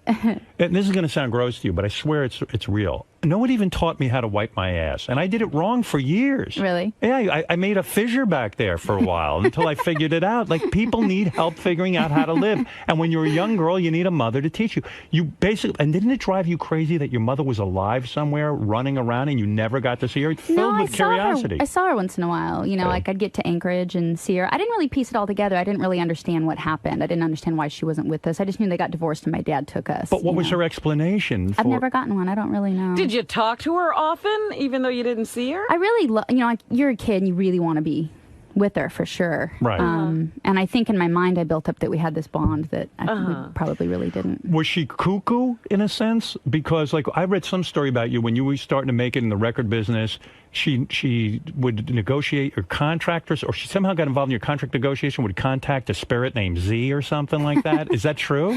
I don't know about all that. Is that not true? No. Or you just don't want to talk about it? I'll take the fifth. Are you afraid of Z? The repercussions of Z. Z. So your mom would talk to spirits and stuff like that? Maybe. No, I mean, my mom was probably out there a little bit.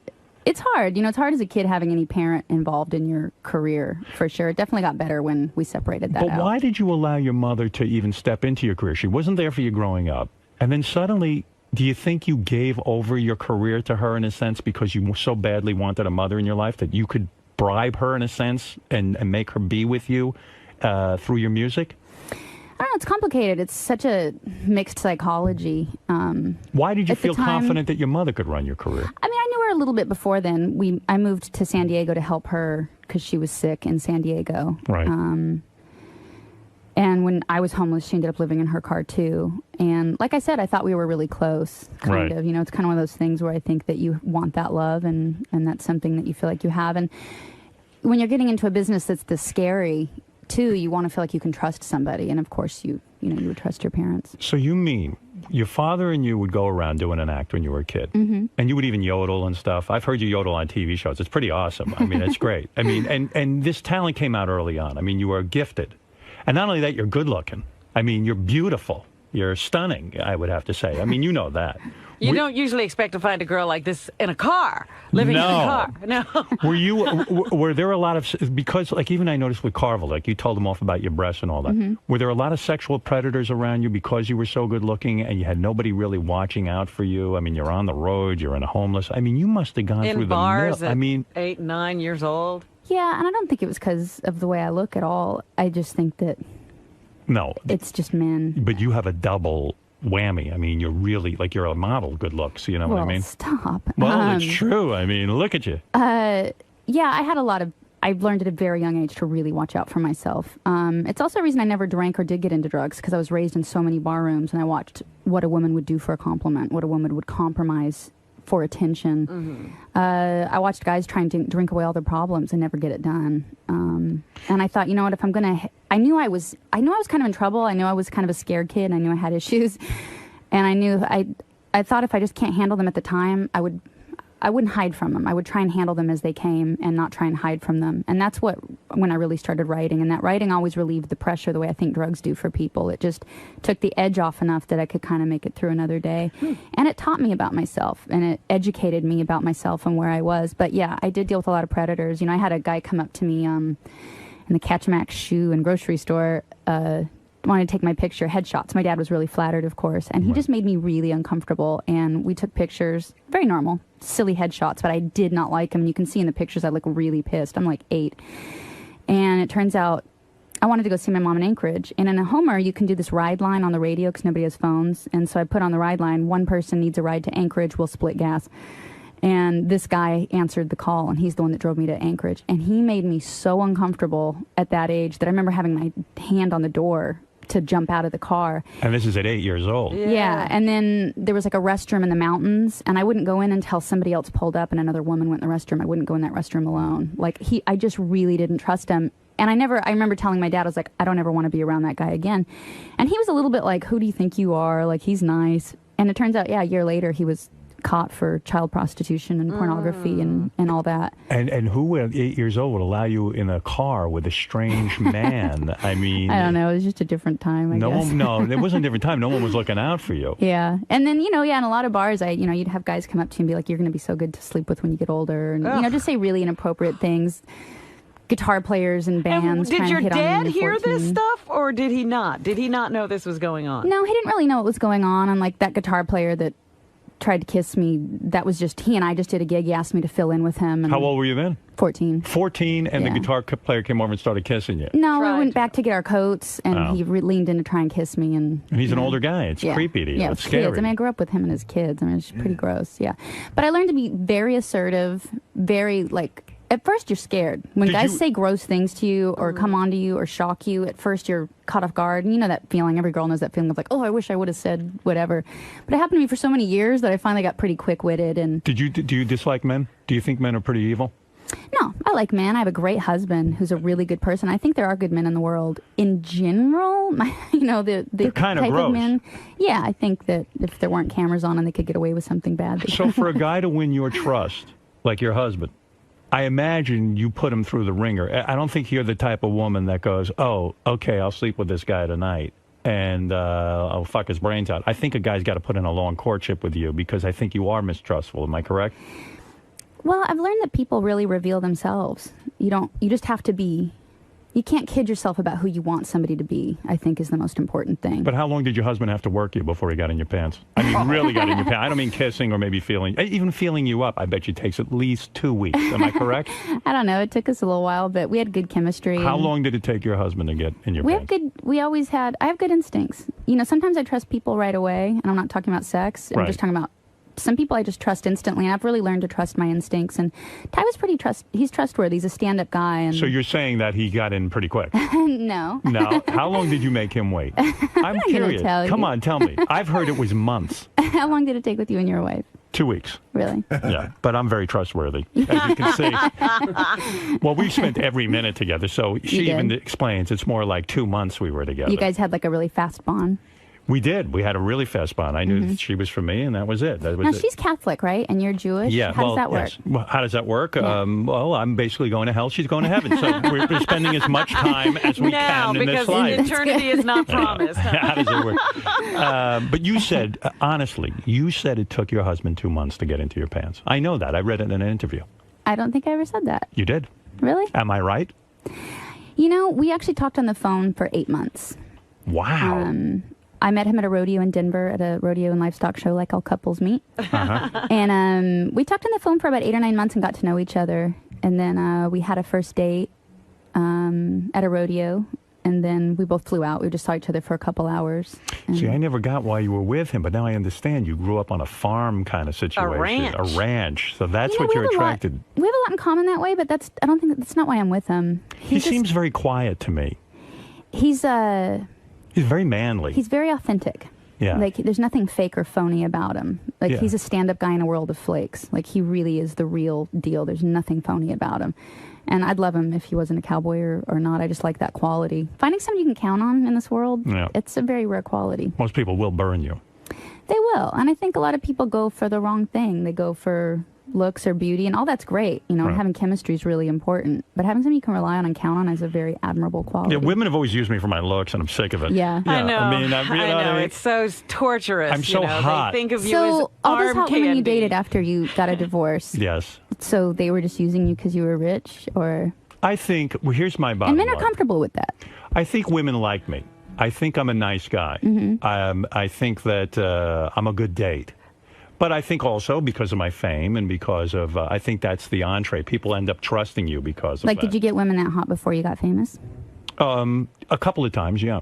I did. You know, I But dated a couple of models. You talk a lot about your inability to consistently date, to have people approaching you, that sort of thing. And now all of a sudden, When I was- it was easy. Yeah. Before I was famous, even if I got a really hot woman, either they were mentally ill or they couldn't stay with me for one reason or another. I think people were confused by me. And I remember in college, there was a very attractive girl who was interested in me and asked me out and then thought I was wacky.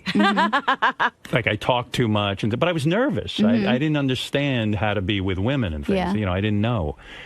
So I get the impression that when you were young and doing all this, you know, singing and everything, which is a great apprenticeship, and I mean, that's how you learn your stuff. I don't understand how you ended up homeless. You mean you left your father, and then suddenly you're living in your car? I moved out when I was 15. I had several jobs around town in Homer, one of which was cleaning a dance studio. And I asked the dance teacher, in exchange for me cleaning his studio, would he let me take dance lessons? We got to know each other, and he saw me sing locally. And turns out he worked at a school called Interlochen in Michigan. It's a real famous singing arts school. Do you think you would have done well in Dancing with the Stars if I guess you broke something or other and you couldn't participate? I don't know if I would have. You know, there's two types of singers, and the type that dance and the type that don't. I'm not the type that don't. I'm used to having a guitar. But you took dance lessons, you just said.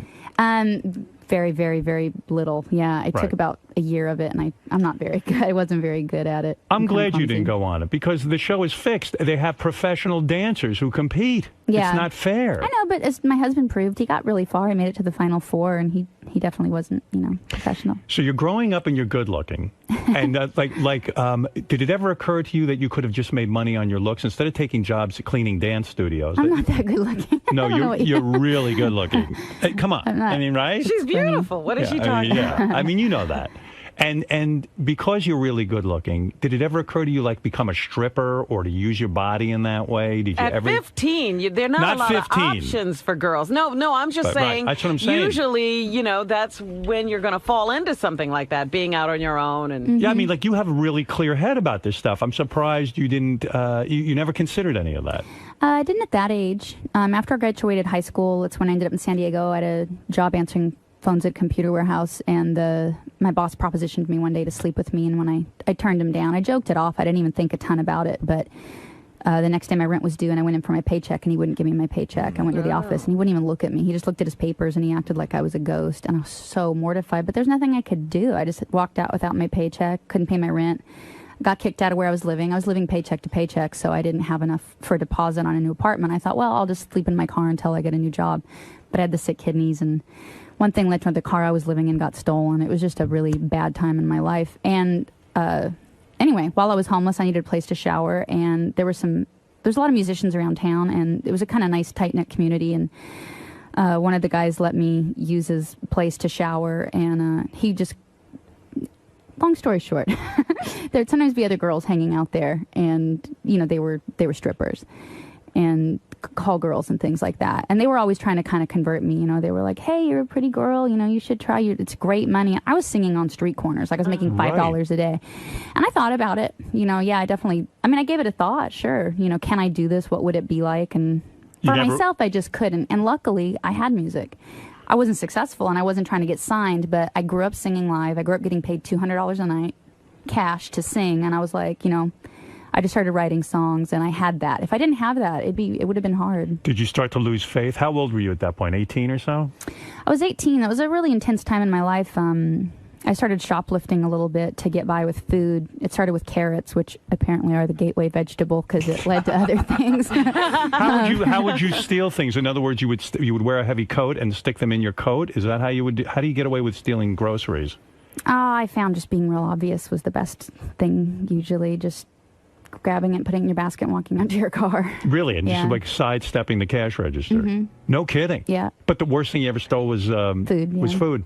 Until one day I was walking down the street and I saw this sundress that I really coveted, and I went in there and I was like, I bet I could steal this dress. Right. And I had my little paws on it. It was $39. I don't know, it was one of those weird moments where I felt like a lightning bolt went through me, and I thought, when did I lose faith in myself? Like, when did I think I can't earn $39? And suddenly it wasn't like me cheating the man. It was me cheating myself, and I never stole anything after that. And I started writing lyrics about, you know, if you watch what your hands are doing, you can see what your life is going to become. And if you're stealing or writing songs, they're probably going to be two very different outcomes. And that's when I really turned to my writing, and that's when I wrote that song, Hands, actually. That's what I was going to ask you, if that's what the song was about. Yeah, that, you know, my hands are small, but they're mine. No matter what situation I'm in, I'm responsible. Yeah. Gary, check the green room, see if Jewel stole anything. She might still have that inclination. Yeah. Pretty good moral compass. Yeah, real good. What age were you when you lost your virginity? Were you sexually curious? I don't know, probably a normal age. Normal age, what, 14? No, older. 15? Older. 16? I don't know. You forget. Was the guy a jerk? Yeah. He was? Yeah. It was a bad experience? It wasn't a bad experience. No orgasm? Nothing bad happened. You know, it wasn't anything terrible. It just, looking back, if it was my daughter, you'd hope for something different, I guess. See, I have a theory about you. Like, you had this really bad upbringing, and you were with, like, some guys here and there. Like, you're not, like, really super loose or anything, but I figured you were with some guys. You never had an orgasm until your husband. I have this feeling. Like, it's very hard for you to orgasm. That's very movie. Because you're very mistrustful of men. That's my theory on you. Am I close? Aww. Do I have anything of that right? No. I don't? No. You're very orgasmic. No. We're just not talking about it. Yeah, and I can't figure out if you're loose sexually because you're an artist, or if you're repressed because of your upbringing and you're like, I'm not going to do that, you know? You know, for me, I noticed that you usually become what you're raised around. And at a young age, I thought, what do I want to grow up like? And so that's when I really turned to books and reading to figure out what kind of person I wanted to be and how am I going to get to that point. And it takes a lot of self-analyzing, you know, to make sure that I didn't end up with an abusive guy. Right. Or, you know, because I should have been a drug addict with an abusive guy. That should have been my lot in life. You were smart enough, though, to read and sort of get yourself out of that because nobody was instructing you. Yeah, and I was never with an abusive guy. And if a guy didn't treat me well, I always left. You know, I think leaving my dad at 15 was a very empowering thing. I don't recommend it, certainly, for anybody, and I hope nobody has to do that. But it's nice to have that feeling of, you know what, I can always make it on my own. And that, I think at that young age, it gave me a good head start even in relationships to say I deserve something good, and if it isn't good, I'm happy to be on my own. I don't need to take something bad. You never dreamt of college or anything like that? It just was an impossibility? Yeah, it's funny. I did graduate from a prestigious school. They gave me a scholarship, that Interlochen school. Right. And all my classmates were going to Juilliard and stuff, but I didn't have the money, and you know, I didn't even apply. I don't know, I just didn't feel like it was I didn't feel like it was going to happen for me. I don't know why. How did you learn how to be so proficient at the guitar? Do you think you're just sort of a musical genius? Or did your dad teach you this stuff? I mean, how do you learn to play the guitar like that when you're underprivileged, you're not privileged and you don't have money? And how do you learn all that? When I was at that school in Michigan, you weren't allowed to be there for spring break. You had to leave campus, and I didn't have the money to make it back to Alaska. And I was amazed at down here in the States, all the states are so close together. And I thought, well, I'll just hitchhike and hobo by train to San Diego, and I'll go hitchhike through Mexico for spring break like all parents hope their children do one day. That's crazy. And I didn't know how to play guitar. My dad always had played in our act, and so I learned 4 chords. I learned A minor, C, G, and D in that order. I couldn't go out of order because I got messed up. And then I couldn't learn other people's music because I just didn't know how. And so I got out in the street corners and I started improvising lyrics about what I was seeing around me. And I did make it about 3 days by train to San Diego, and I did hitchhike all through Mexico, and these were the 4 chords I learned. And it ended up being my first song. Whole Save Your Soul was the first one I wrote on that trip through Mexico. Who will save your soul?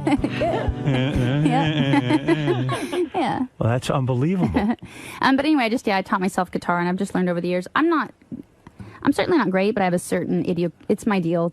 It works for me. And must be incredibly attractive to be married to you. I mean, like, because you sing and you... Do you have 500 songs in your head that you've never released? Someone said that somewhere, that these songs are just in your head. Why haven't you not put them somewhere, recorded them?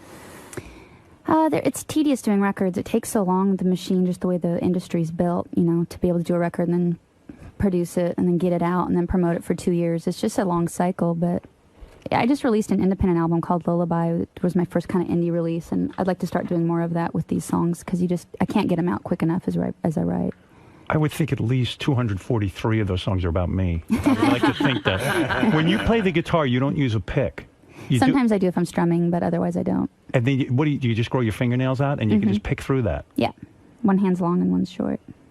And when you're going into that song, I mean, you hit notes. When you watch, do you ever watch American Idol or anything like that? A little bit, yeah. And when they say to people, take the song and make it your own, that's what you you do that quite naturally. Yeah, these kids important. don't get that. Your job is to tell a story, not to be vain. I think a lot of singers are too vain. They want to show themselves off more than they want to show the emotion of the song off. And I think that it serves you if you just tell the story good. It'll make you look good if you do it as an accident, but I don't think you should do it to make yourself look good. I think it does the song a disservice. You can't be a great artist unless you have some sort of weird background like you, I think, in the sense Ty says that, my husband. He's like, are any musicians happy? Were any of them happy as children? I don't think it's about happiness. I think it's sort of like that book Outliers. I don't know if you read it. It's like you've got to spend thousands of hours. Your father was a musician. Your grandfather taught you to yodel. My dad did, actually, but yeah, it's all in the family. They were musicians. You can teach someone to yodel? Yep, I can teach you right now. I can do the Tarzan yell. I can do... Yep, that's a yodel. That's all it is. That's exactly what I do, except you just learn a tongue twister. What do you do? You go yodel-a-ee, yodel-a-oo, yodel-a-oo, yodel-a-ee, and then you add that crack that you do. Yodel-a, yodel-a. Yeah, yodel-a, yodel-oo, yodel-oo, yodel-a. Yeah, but you got a voice. Robin, do it. What? Yeah. So what I'm saying is when you tour and you constantly play as a kid and it's over and over again and you're playing the guitar, like that background, that constant practice makes you a great artist. I felt like I had a leg up when I was 18. I was in a really competitive business when I got signed, and grunge was it was the height of everything, and I was going out there solo acoustic playing my songs in front of the Ramones and in front of Bauhaus, the goth band, and stuff like that. And the only reason I got through it was because I had spent so many years on stage, and I was pretty comfortable up there. And I grew up bar singing, and I was used to I'd tell people it was funny. I would open for Neil Young, and I would kick people out of his shows for not listening to me, and he loved it. Is he a nice guy? Is he a good guy? He is a good guy. I ended up recording my first album at his ranch, not as a favor to me. He and I didn't know each other. It was the producer was friends with him. And then I ended up opening from years later, and we were He never hit on you? What? No, he's not that kind of guy at all. What do you mean not that kind of guy? What kind of... I'm a man. I mean, if I was single and You're I was around full of you... it. We've been around each other, and you didn't hit on me. Well, I was married at the time. Well, maybe Neil has been married. You never know. No, Neil's not that kind of guy at all. We were playing the Garden here, actually, and I guess I looked really nervous. He didn't talk to me a ton. He kind of sticks to himself, and... Right. I guess I looked really nervous, and he goes, "You look nervous." And I was like, "I am." He goes, "Why?" I'm like, "You're Neil Young, and I'm a solo acoustic at Madison Square Garden," and he had Crazy Horse with him, his rock band. I was terrified, and he looks at me, and he gets really serious. He gets in my face, and he points his finger in my face. He goes, "This is just another hash house on the road to success. You show them no respect." Yeah. But when you're playing with your idol, like one of your idols, I mean, Neil Young to me is maybe one of my favorites. Yeah. I would imagine you would be attracted to him, that maybe you had some sexual feelings for him. He was a very good-looking guy. Well, I mean, he's an older guy now, but I don't know when this... No, not at all. Nothing. I actually, when I was 16, I had a dream I got to open up for Bob Dylan, which was, we all can dream. And then when I was 20, I did get to open up for him, except that there was more to my dream. Yeah. In my dream, Bob Dylan totally came on to me. Made love to you. No, ew. It was gross. Like, you just don't want your hero and your mentor, somebody you look up to be a lech. So I was horrified when I went on the road with them that he would, the rest of my dream would come true. And I get out there and his tour manager on the first day goes, "Welcome to the tour. I just want you to know Mr. Dylan doesn't watch the opening act, doesn't talk to the opening act." And I was like, great. So I do my little shows. And after about 4 nights, his manager comes back up to me and he goes, "You're not going to believe that, but Dylan's been watching all of your shows and he wants you down in his dressing room." And I was like, I know. I know. So you never went to Dylan? But you can't not meet him. So I went downstairs in my turtleneck, No, he was really nice, and he didn't ever come on to me either. But he mentored me. He went over my lyrics with me and sent me music and CDs, and we talked about literature every night. Listen, I would do that too with you. I would mentor you as well, believe me. But why do you say a guy's a lech? Let's say a guy's attracted to you. He's working with you, and he says to you, "Hey, Jewel." That's not a lech. That's not a lech, right? No. But, but I guess if Bob Dylan You know what a lech is. Let's not be simple-minded over there, that would be Fred. So was anybody really horrible to you that you worked with who was a lech? No. No? Or no one you care to divulge? I mean, let's face it. There was one rascally old fellow, but I won't mention his name. Did you write songs for Cher? No. I tried. She didn't take the song, but she should have taken them. It probably wasn't that good. And to me, I always love when you're with an acoustic guitar and doing your thing. And then like a couple of years ago, you tried to sort of do a pop album. I didn't try. I did one. You did one. I had a good hit with it. I know, but that's not you. I don't feel. Have you listened to it? Yeah, I have. I like it. Have you heard the whole album? Yes, okay. I like you. I like your sound. But I don't know. I guess I kind of pigeonholed you into just one thing, like you with the guitar and doing your thing. I love that. Being solo acoustic. I'm doing a solo acoustic tour in June where it's just me and my guitar, and I don't do a set list, and I just take requests. Has your music changed since you got married, and now you're happy and you're not homeless? I mean, in a way, can you get too happy, and then they can kind of make you in a place where you're not relatable or something? I mean, how do you stay? I heard artists say that they like to be unhappy because they write better. I'm not that way. I think I write better when I'm happier. I feel like I'm writing hopefully better than I have in my career. I take it really seriously. That's why I never lived in Hollywood. It's why I stay out of the spotlight. I take writing very seriously. Are you writing a lot about this cowboy you married? I've written quite a few songs for him and about him. You have? Mm-hmm. What is a song from your... Is there any song you could do for us from your new album? Yeah. Is this one about your husband? What type would you like? I don't know. What's your favorite song from the album? They're all different. One's sort of that I wrote for time after we got in a fight. This is a song about you and your husband after you got in a fight. Yeah. What do you fight about? I don't even remember what that fight was about. Isn't that the way it always is? No, I don't fight. You don't? No. Then you're avoiding things. Probably. But what do you fight about? Do you guys have kids? No, we don't. Do you want kids? Yeah, we'd like to try. So what are you waiting for? What are you waiting to try? Whenever it happens, I guess. So he's entering you without a condom, and if it happens, it happens. Is that what you're trying to tell us? Is that what you're trying to tell us? Howard Stern. What is that like? It must be wonderful. You've never had sex without a condom? That's shocking. I've had sex a few daughters, times. Yeah. A few times. But so in other words, whatever it happens, it happens. So you're actively trying right now. Yeah, we'll see what happens. Are you taking your temperature? Are you doing all of that? The baby sex? Yeah. No. When did you start trying to have a baby? I don't know. We're just now trying. Now you're trying? You were taking birth control before that. What were you on, the pill? We're not talking about it. Why? You're very private about that? It's not that interesting. To me, it's interesting. Don't you want to know what Jules on? Dirt's interesting No, to you. I don't really care. I don't see you being an IUD kind of girl. I just don't. I don't know. She's wearing a patch. What do you think? Are you wearing the patch? Is that true? If for some reason God doesn't... Are you religious? No.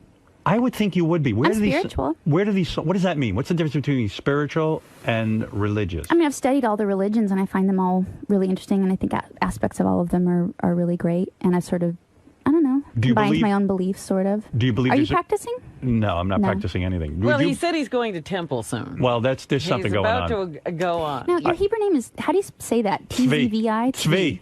Tzvi. Yes. It's really not my Hebrew name. Some drunken rabbi gave me that name. I mean, it's ridiculous. But isn't that what they do? They go around naming? With Hebrew names, is it like American Indian names? Does it mean something? Some guy looked at me and goes, you know what? You're a Tzvi. I think Tzvi is like Steven or something. It's not even it doesn't have anything to do with Howard.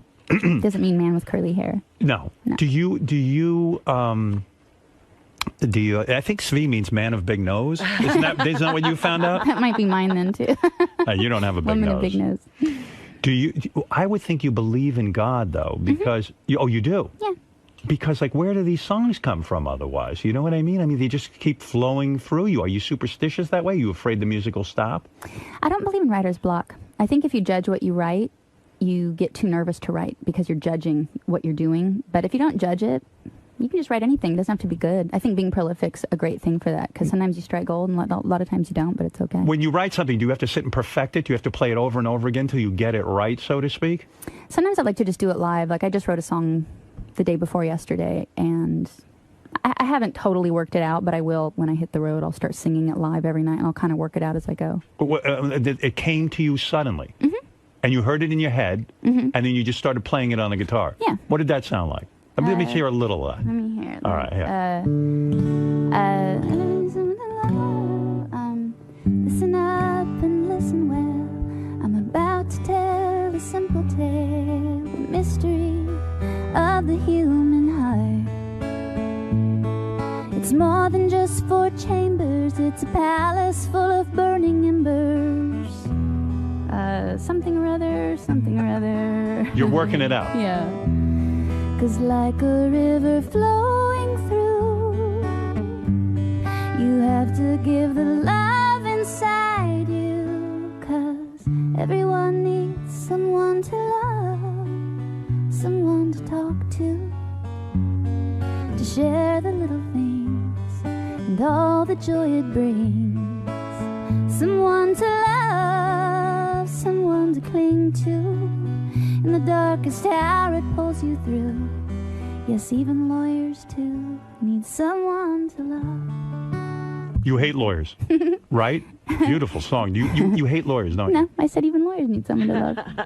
Interesting to me. You like to read something into everything, don't well, you? what I'm reading Imagine being married to him. He's like, what does that mean? Why did you get pasta? No, not that, but there was something interesting happened. When you played the Neil Young song, your eyes were closed the entire time. When you played this song, your eyes were wide open. Why? Because I was trying to remember. I think better with my eyes open. If I'm trying to feel something, I shut my eyes. Oh, because this is new and you're kind of working through it. Yeah.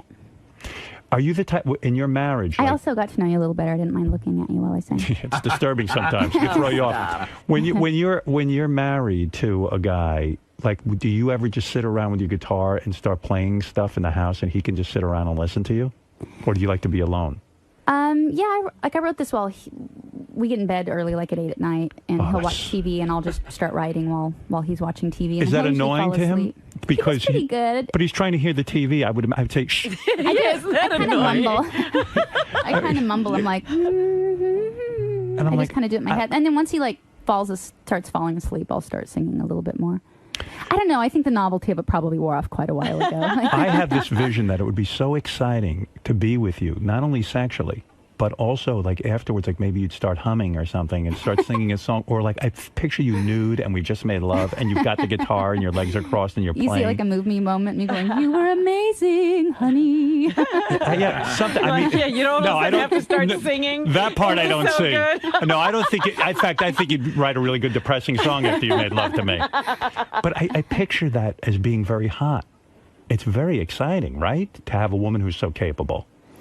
I remember that when we first met, I remember writing a song called Does Anyone Believe in Love Anymore? And it probably hit him differently then as it does now when I write songs, probably. I don't know. I really don't know what he thinks of that. Did a lot of guys go out with you? Were they intimidated by your talent? In other words, that like they couldn't handle it? Like their egos were too big? I wonder... No. Like if we were married, would I be able to handle your career? I think I would. But maybe he would. You know, it's funny. I always get asked, Ty and I get asked, you know, do you get jealous of your husband's career or vice versa? And that's just so bizarre to us. Like, we can't imagine. It's healthy. What does he do anyway? Does he ride a bull?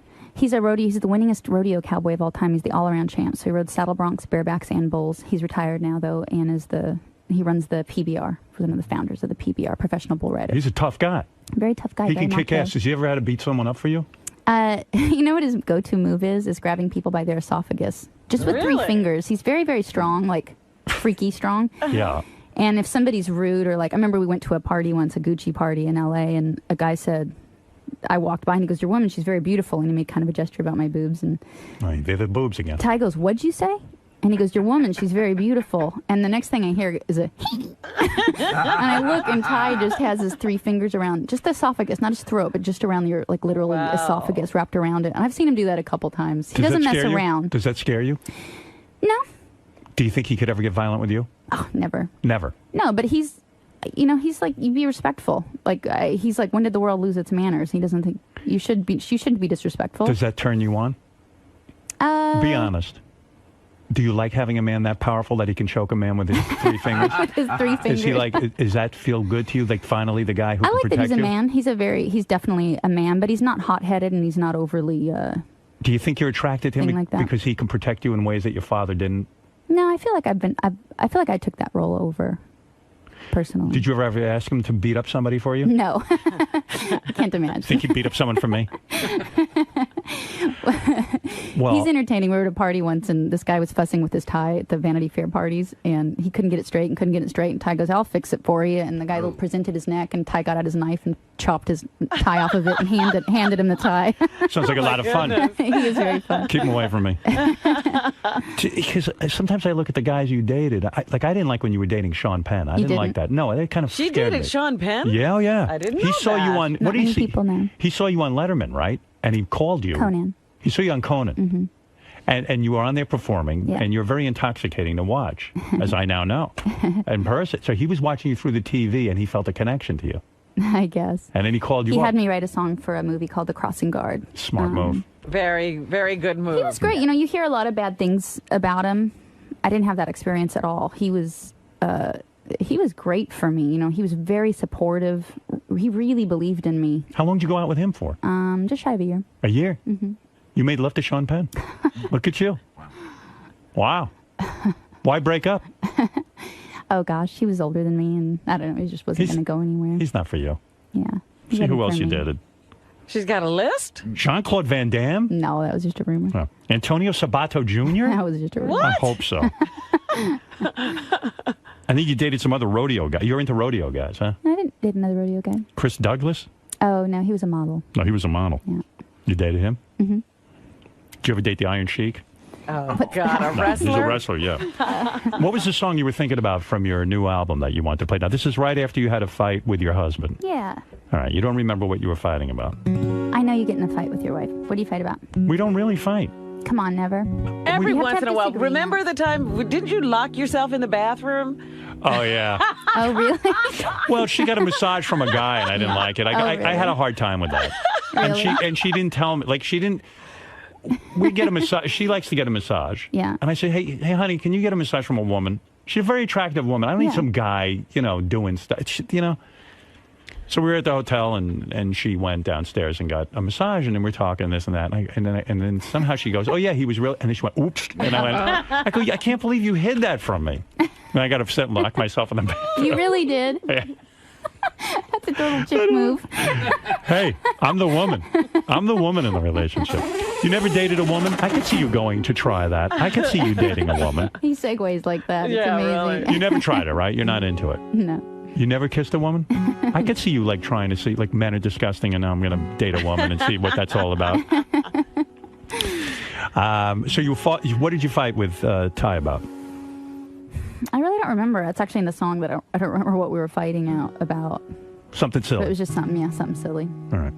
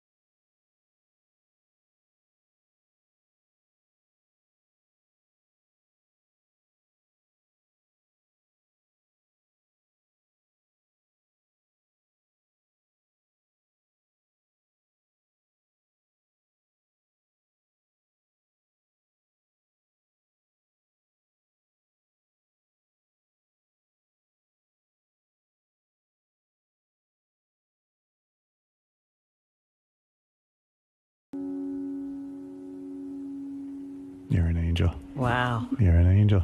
You know that? You're an angel on earth, my dear. Aw, stop. Are you crying? No, just sweating a little. Oh, I was hoping you were crying. That would have been really hot. Good Lord. So you got enough money now. You're set for life, right? Yeah. You don't have to worry about it. Record Yeah. business, though, is tough, though, still, right? It is a tough business. It's funny, that first album of mine was so successful. It sold 12 million copies, and it was one of those crossroads where you go, is this more pressure or is this less pressure? And I decided to take it as less pressure. If I just spent my money well and I saved it, then I didn't ever have to have a hit again, and it allowed me just to kind of have the freedom creatively to go, you know what, I'm just going to experiment. I'm going to push myself and really do what sounds fun to me musically, and so it's been a really fun career. Are you hard to work for? Do you bust people's balls? I don't think I'm hard to work for. Like, I don't ever yell, but sometimes they say when I don't yell is the hardest thing. Like your crew, the guys who come in and tune up, I saw they were sweating bullets. They wanted the thing set up right. They didn't want anything going wrong. I mean, you know how to bust balls, right? I work really hard, and I expect everybody I work with to be good at their job, but I don't bust balls or anything like that, right? So to speak. I don't know. You have to ask them. I'm not sure. Ever date an ugly guy, or you only go out with hot guys? Let's see. I don't think I've ever just been with handsome guys. Really? Something has to be attractive, though, about them. But, you know, girls, we're usually attracted to whatever, something about them, not necessarily just their looks. Who's the ugliest guy you ever dated? I don't know. I'd have to think about it. That model. Yeah. Yeah, exactly. He was okay. Do you get bothered by like I saw once on the internet, like a topless picture of you on vacation somewhere or something like that. Did that freak you out? Like, were you just like completely mortified or what? Yeah, I've always been really lucky. I don't know if it's because I reveal so much in my writing and I have such a direct relationship with my fans. Those things tend to go nowhere. That was actually a photo booth that my husband and I were in, I think, is the one, unless they put my head on somebody else's body, which has happened a couple times. But you look pretty good to me, though. I did look it over. Might have been somebody else's body. I know you're in pretty good shape. Do you stay in shape? I mean, do you have to work out and all that kind of stuff? Yeah, I work out. Yeah? Mm-hmm. God bless you.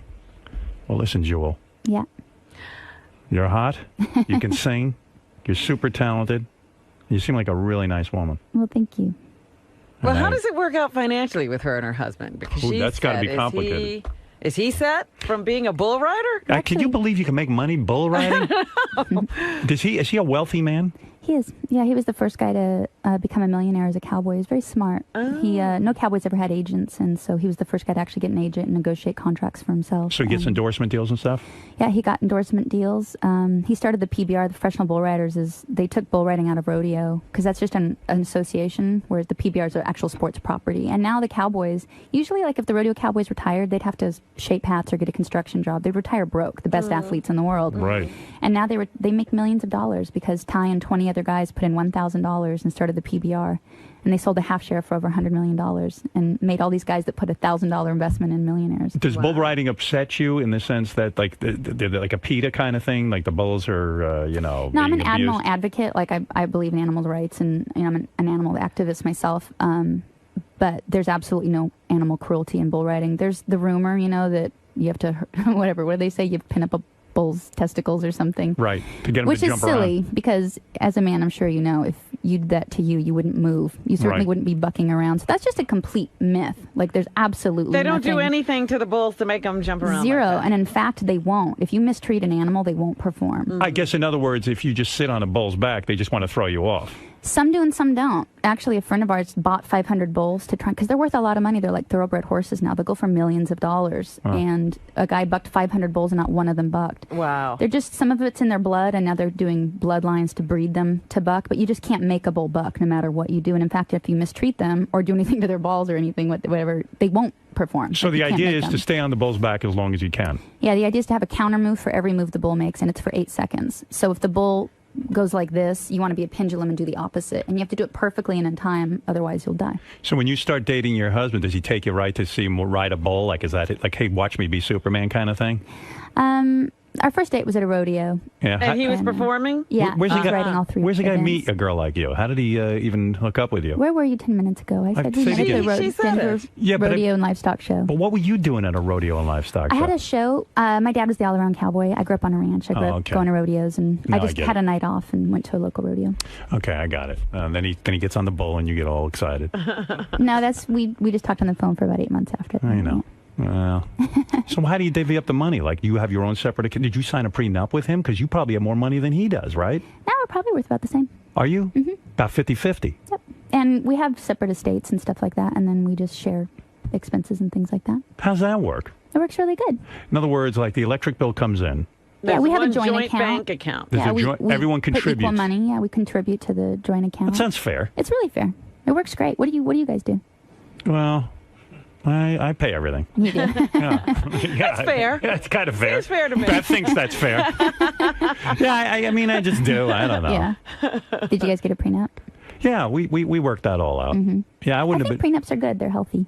Yeah, I do too. I don't know. It's good knowing. I think a lot of couples don't talk about finances before their relationship, and then it turns into fights later. I think it's better to kind of get all out in the open first. Do you think your marriage will last forever? I do. How do you know? You just know it in your heart. I know that he gives 110% to everything he does, and he wouldn't have gotten married if he didn't think he was going to succeed at it. Right. And I'm the same way. There's no guarantees, but I know we both have a lot of grit and a lot of trying. We were together, 10 years before we got married, so. Right. Then you wake up one day and you find out he's Jesse James and he's running around. Oh, with a tattoo head. Right? Yeah. With a tattoo head. Right? You never know. Oh, man. Well, anyway, listen. I love you. I do. I think you're terrific. And I'm really proud of you. I want to say I'm a fan of your show. You started out, getting $96 a week? Was one of your first paying gigs, and that's when they actually started paying you. So it's amazing. You've really been a success story. I'm really happy for you. Thank you. It's taken a long time. It is. It's really an amazing thing to have built. Well, you know what? And because of you, I had to endure the shock jock movement. I want to choke you. I forgot. What do you mean? Oh, my heavens. In the 90s, I'm this nice little folk singer coming around a radio